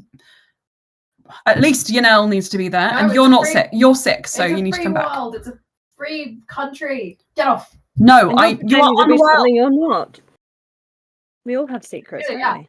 Yeah, hey, how would he spins around and crawls across? Wouldn't you like it if someone opened a history book on the right page, Dad? What if someone did that? Ellie perks up at the mention of history. Would Ellie recognize the face? Ellie, you're interested in like past Yeah. cataclysms and disasters and things, I presume. Extinction events, yes. Yeah, I mean, the fragmentation was the last thing that was almost an extinction event, to the extent which it killed a god in Tiamat. And all after that, a lot of temples and so on fell into ruin. You probably would have excavated a couple in the last like kind of few months, especially because your country, Afrana, had a huge Tiamat follower population. So you probably know this face in passing, the one that you saw. Karul Malel is the architect of the fragmentation, the villain of 50 years ago who tried to bring about the end of times, and he is now scrapping Valis and looking at you guys angrily. Huh, now that But, you mention it, you do kind of look familiar. No, I don't. Forget that. Who does he look like, Ellie? I mean, he looks like Valis's dad. Wink. Hmm. Me too. Wink, wink. Wonderful. Right, we're all going. And he starts walking towards the study. I mean, Valis has already tried to get out. He just like scratches him. Okay. Get off. Like a cat. Yeah, it's like a cat. Get off me. He actually puts you down, and he puts his hands on your shoulders and turns you around to face him, and he says, Valis, you are sick. I know. Please be normal. There's something wrong here, and he pokes you in the head. Look at your... And he pokes it back. He grabs that hand. Look at your fingers. They're pitch black. Do you like the nail polish? Yeah, we did that. It's... Thank you. Scratches off one of the nails. It's still black underneath, you understand? How dare you? I spent time on those. Oh my gosh, you're all insufferable. No wonder you're friends. Valis. I mean, isn't that the way friends go? Like, you suffer each other? I suffer. Oh, I suffer as well, don't you worry. Except for it's like not suffering, it's like good suffering. Is that what you call it? I don't call it anything. I call this annoying. Let's all go. And he throws you through the portal, Valis, and walks through after you. It closes, the bookshelf closes behind you all. And he, in his drow form, escorts you from his telling you where everyone is. Office. I'm not going anywhere. I'm going to Corvius's tower. Why? I just feel like it. You just feel like it. I just have a feeling. What if we went this way? He tries to go the way. He writes you back on the right path. And as he walks through the halls, whatever sort of stragglers of students bow to him, and you guys carry on through to Corvius's chambers. And I'm going to go to the loo because I really need to go. And we'll take a little break, and then we'll come back and we'll have this conversation. 5 minutes. Cool. So, you guys all pile into Corvius's study. He hears some. He hears the kind of like crashing and like thrashing and like yowling of Valis as Coral tries to restrain him. Comes out in a little nightcap and slippers, in a long like floor-length nightdress with a little gown, and holds a lantern in front of him. No, holds like a dancing light in front of him, and just says, "What is going on here?" And then he sees Uruk and says, why are you here in such an hour? Why are you holding the boy in such a manner like a cat? And Coral just says, he is coming home to the Maasai. I apologize. He has to end his tenure here early. His friends can stay. No. Have you seen what's their name again? Yunel. Corvus, this is illegal. Illegal. He can't take me anywhere without permission. Quite right, yes. I think the boy has some legs to stand on there, even though he's hovering a foot above the air. Yeah, you wouldn't want to commit a crime, would you, Dad? He drops you. What will it take for me to get you to agree to go? Can I have several business days to think about it? Do you have plans? Wouldn't you like to know? I would like to know. Seems to be my business, actually, Valis. As your father. Actually currently embroiled in helping people, so... Helping people? Who? Top secret. Top secret. All right, how about you go help people, and I'll wait here. And then when you come back, well, we can figure things out then. You're going to wait here? You're going to wait here a couple days? I'll wait here a couple of days. You don't want to, like, you know, you're a teacher. You don't want to, like, put, like, a substitute in charge or something. Do you need to, like... There is actually a substitute in charge at the moment, but for other reasons. So wait, what were you teach? Wait, never mind. What do I teach? I teach barrier glyph magic. Neat. Boring. Yeah. It's not boring. It's actually really interesting. A bit boring. But you just don't have any interest in the arcane arts. Disappointing. Ooh, can you tell me what this is? And then, like, Ellie's gonna, like, do, like, the little misty step. Oh. It's a phase step. Why? Or a magical teleportation? Okay, well, I wasn't able to do that, and then I was able to do that. What made you able to do that? Licking a rock? Yeah, actually. What kind of rock? Just out of interest. Just curious to see the rocks that you Ellie pulls out like the carry. rock. Okay, Ellie puts it. Ellie starts pulling it out and then puts it back and is like, "Nope." Don't silently communicate with each other. You He shut has your issues with rocks. No, I don't have issues. Distinct trauma with rocks. You can't show many rocks. I do not have rock trauma. He does. Okay, well, I know Valis and I trust Valis, so I'm a respected academic. You can trust me. You're a dickhead. I have his best interests at heart. Whether or not he likes it. Or he believes it. Do you think that as his father I would see harm done to him? can Of I course get not. competing? He does harm to himself. Can I get competing persuasion checks? Yes. Oh, that's low. Okay, mine's also not super high. Give me a sec. It's been a very long time since I've But used they're this both sheet. very charismatic. 15. Oh, yours might be higher than mine. Let me check. It was a 10 on the dice. I also got a 10 on the dice. So who's more charismatic? Well, let's see. Face scratch, darling. Sorry, baby. Do. I wanted to check. Is Oran in this scene or are they fast asleep? You guys are jamming downstairs with Jax, but I would say on the way upstairs, you could have come back by this point, and you would have heard loud voices, and you can join in. At which point, Coral would just be like, "Who's that?" You got a Also- 16. Thank 17. you. Yeah, Ellie continues pulling out the rock and just like kind of hands it over. Ellie, I'm never going to forgive you.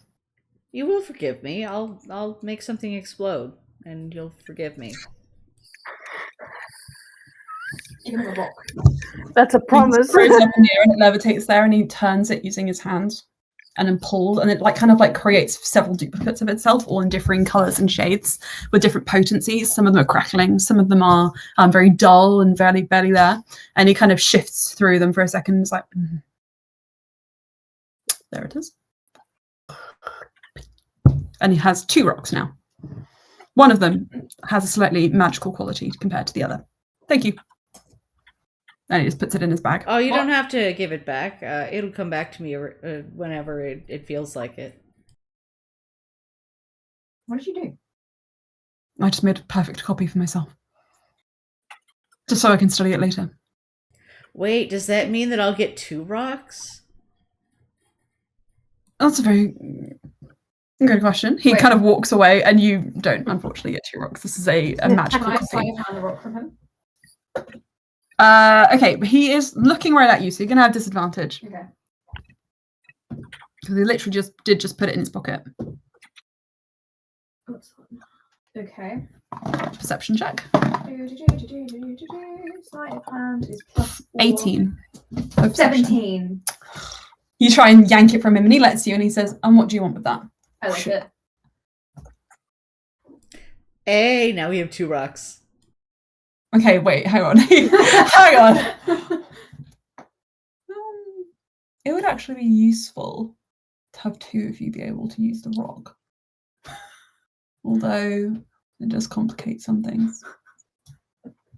Sorry, I am genuinely thinking hard on this. What to do? Should I let you? Roll cool.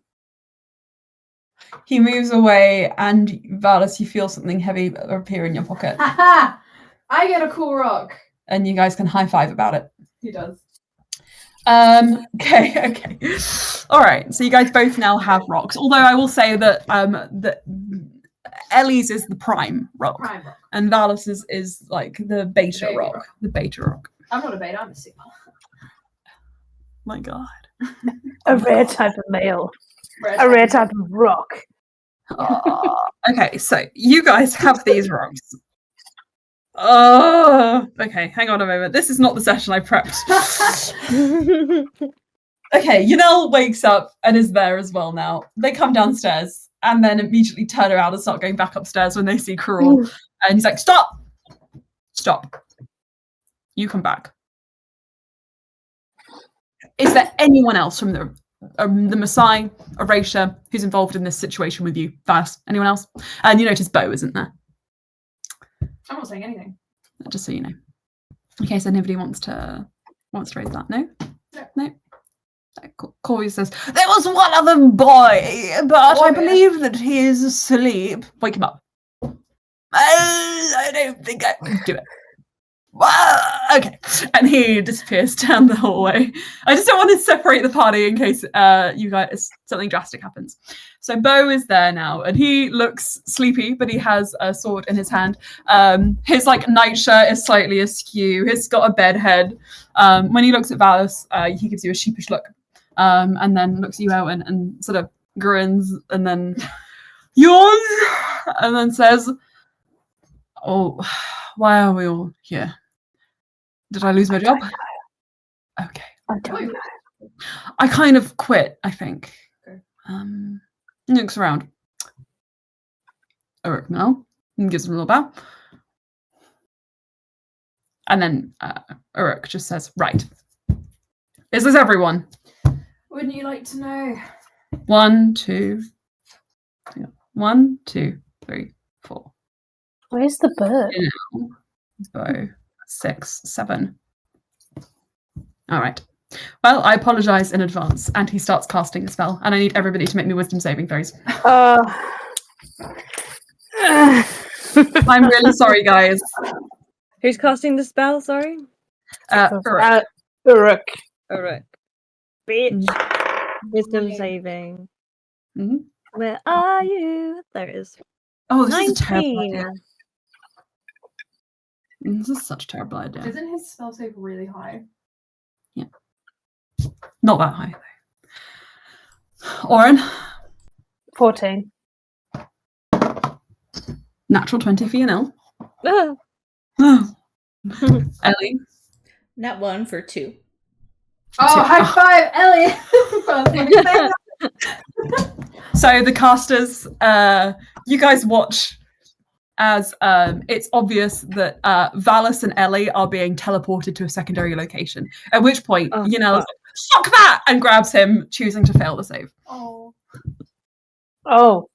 But you guys don't yes. have to do that if you want to. Oh.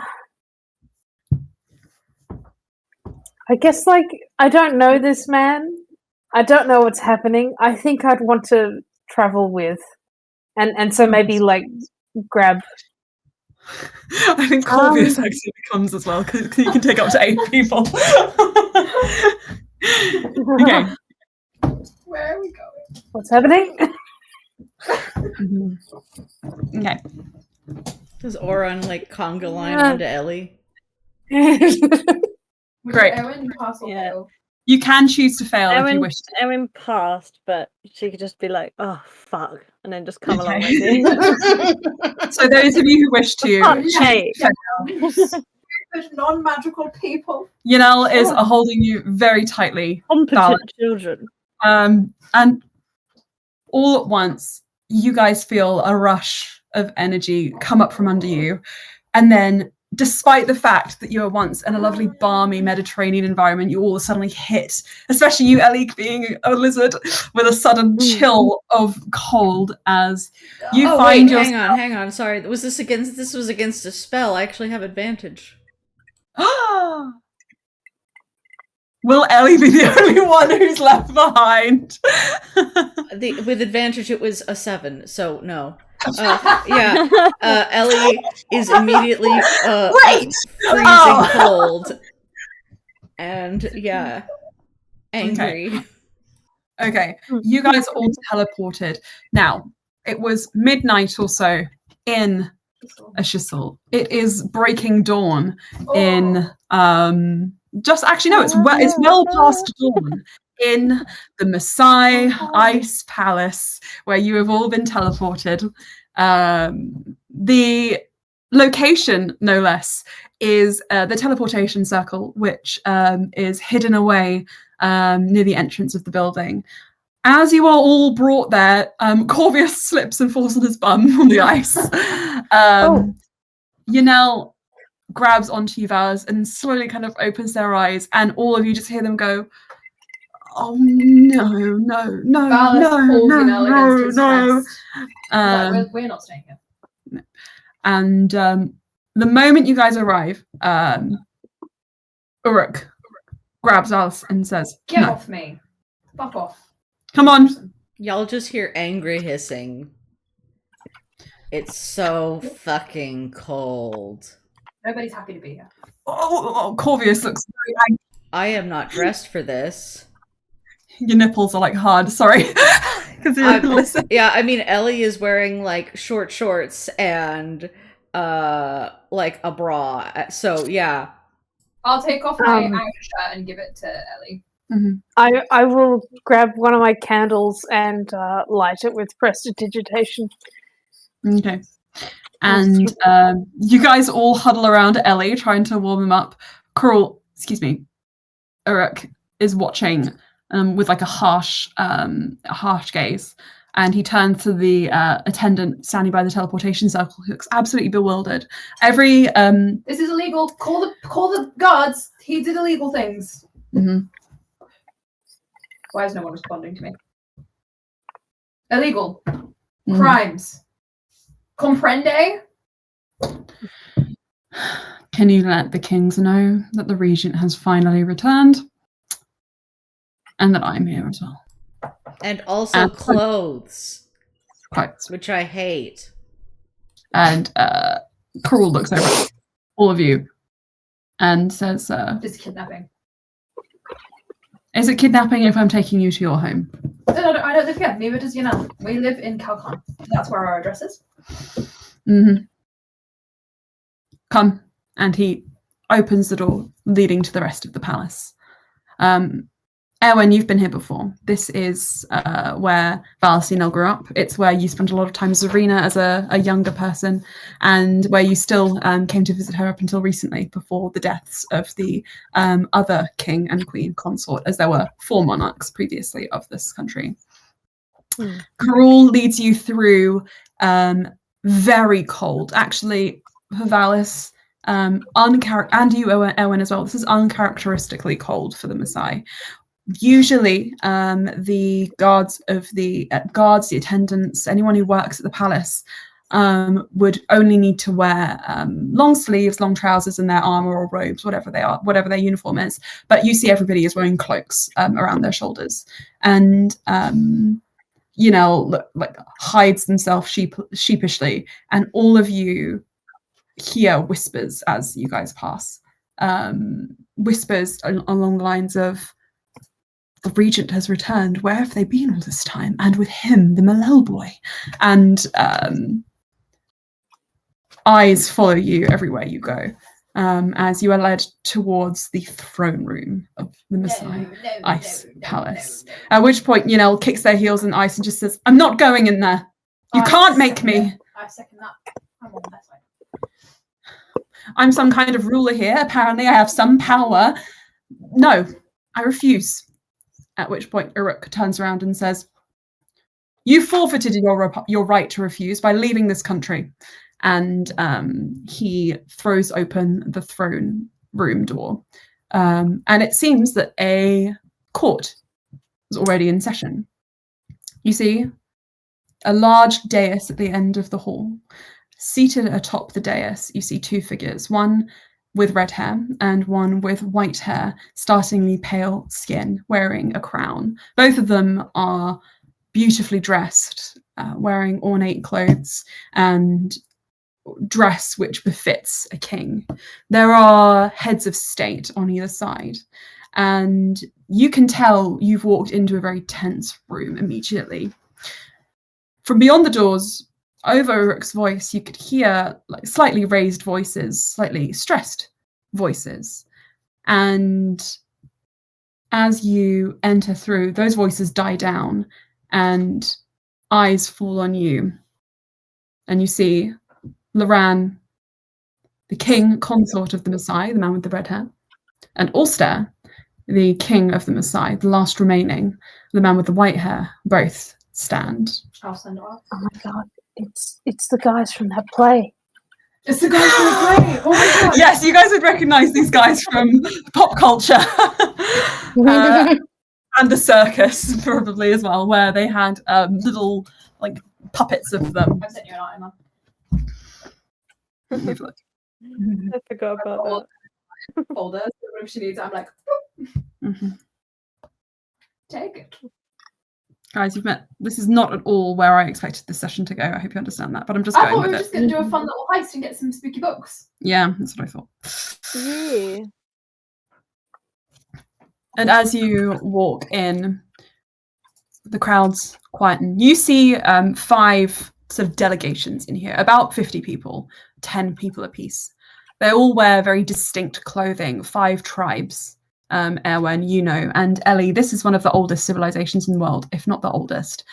You would have learned all about the extinction events that occurred around here. A lot of intense kind of like weather transferences, natural disasters, that kind of thing are very commonplace here, much like in Afrana. So there's a lot to learn from the Maasai for your country as well, despite the different environments. So you have a bit of a knowledge, and you can tell these are all people who are separated into tribal factions. Oran, you know nothing about this place except for what you've seen in the plays. Does Oran start like crisping up a little bit in the eyes? Oh my gosh, you've got a little frosty. You've got a little frosty edge on you. It's like crack, crack, crack when you walk. And Erwin looks right at home. Erwin, you'd really look right at home. You look like you were born to be here. Though everyone, it is, like I said, colder than usual.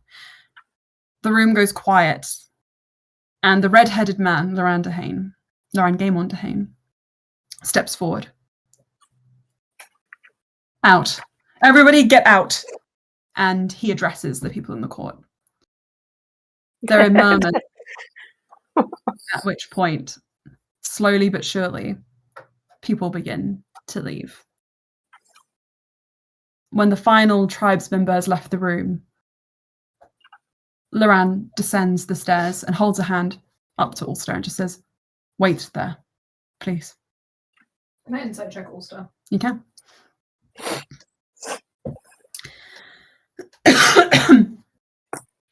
You're like, how's my baby doing? 15. 15. I'll tell you something in a sec. Okay. Yeah.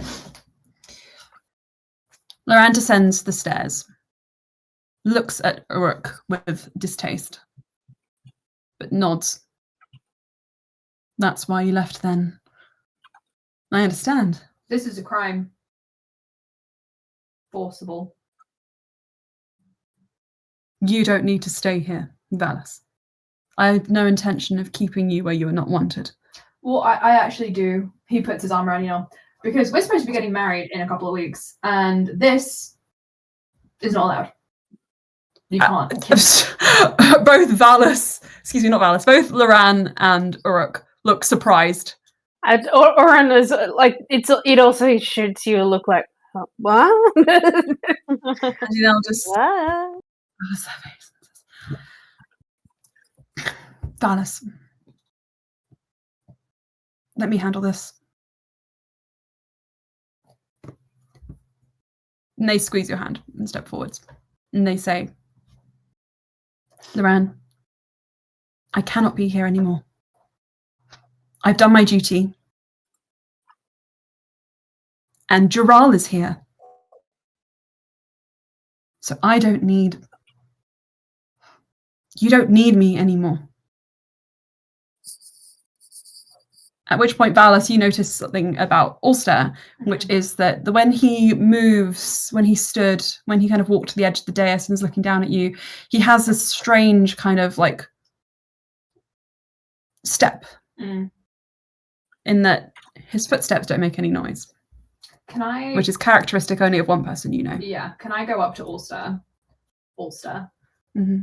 and just pat his shoulder and go, "Hey, Dad." Jural lowers the disguise. This is not Ulster, the king. And he grimaces. And you hear a voice, actually. Ulster's not up here. He's down here. And you turn around and all of you watch as Yanel, using their changeling abilities, turns into Ulster. What the fuck? And says, "This is the truth of things. This is why I'm the regent. Because Ulster's too sick to be on the throne. He can transform, and so can I. That's the only reason they want me here. They don't care about me. They just care about keeping up appearances." At which point, Yanel drops the disguise. "I'm sorry. I didn't tell you. He made me swear to keep it a secret. And I thought I was doing the right thing. But anything which would lead to something like this," looks at a rook, "it's not right. We're not," they give you a sad look, Valis, "we're not getting married. But the fact that I can't do this anymore should be reason enough. I wish to abdicate. And I want you to send us back to the High Solarian so that we can continue the work we're doing there." At which point, Loran looks at all of you and says, "I don't think any of you understand how important it is that Ulster remains on that throne." Where even is Ulster? He looks up at Droal.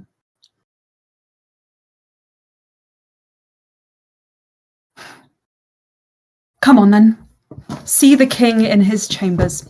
Droal, get my children. We'll all go to my husband." Oh, good. Erwin, you so missed Serena, didn't you? He just keeps walking. And I'm going to say that for the sakes of the fact that this is not at all the game that I prepared, and I made notes along the lines of the owl bear feathers, la la la la, that we're going to stop the game a little bit early here, just so that I have some time to prepare what on earth this is pivoted to. Everybody send your little prayers and thoughts to Jasper, who's going to turn up at the Galanis house tomorrow morning. We're going to get back. Okay. Huzzah. Oh my Wow. god.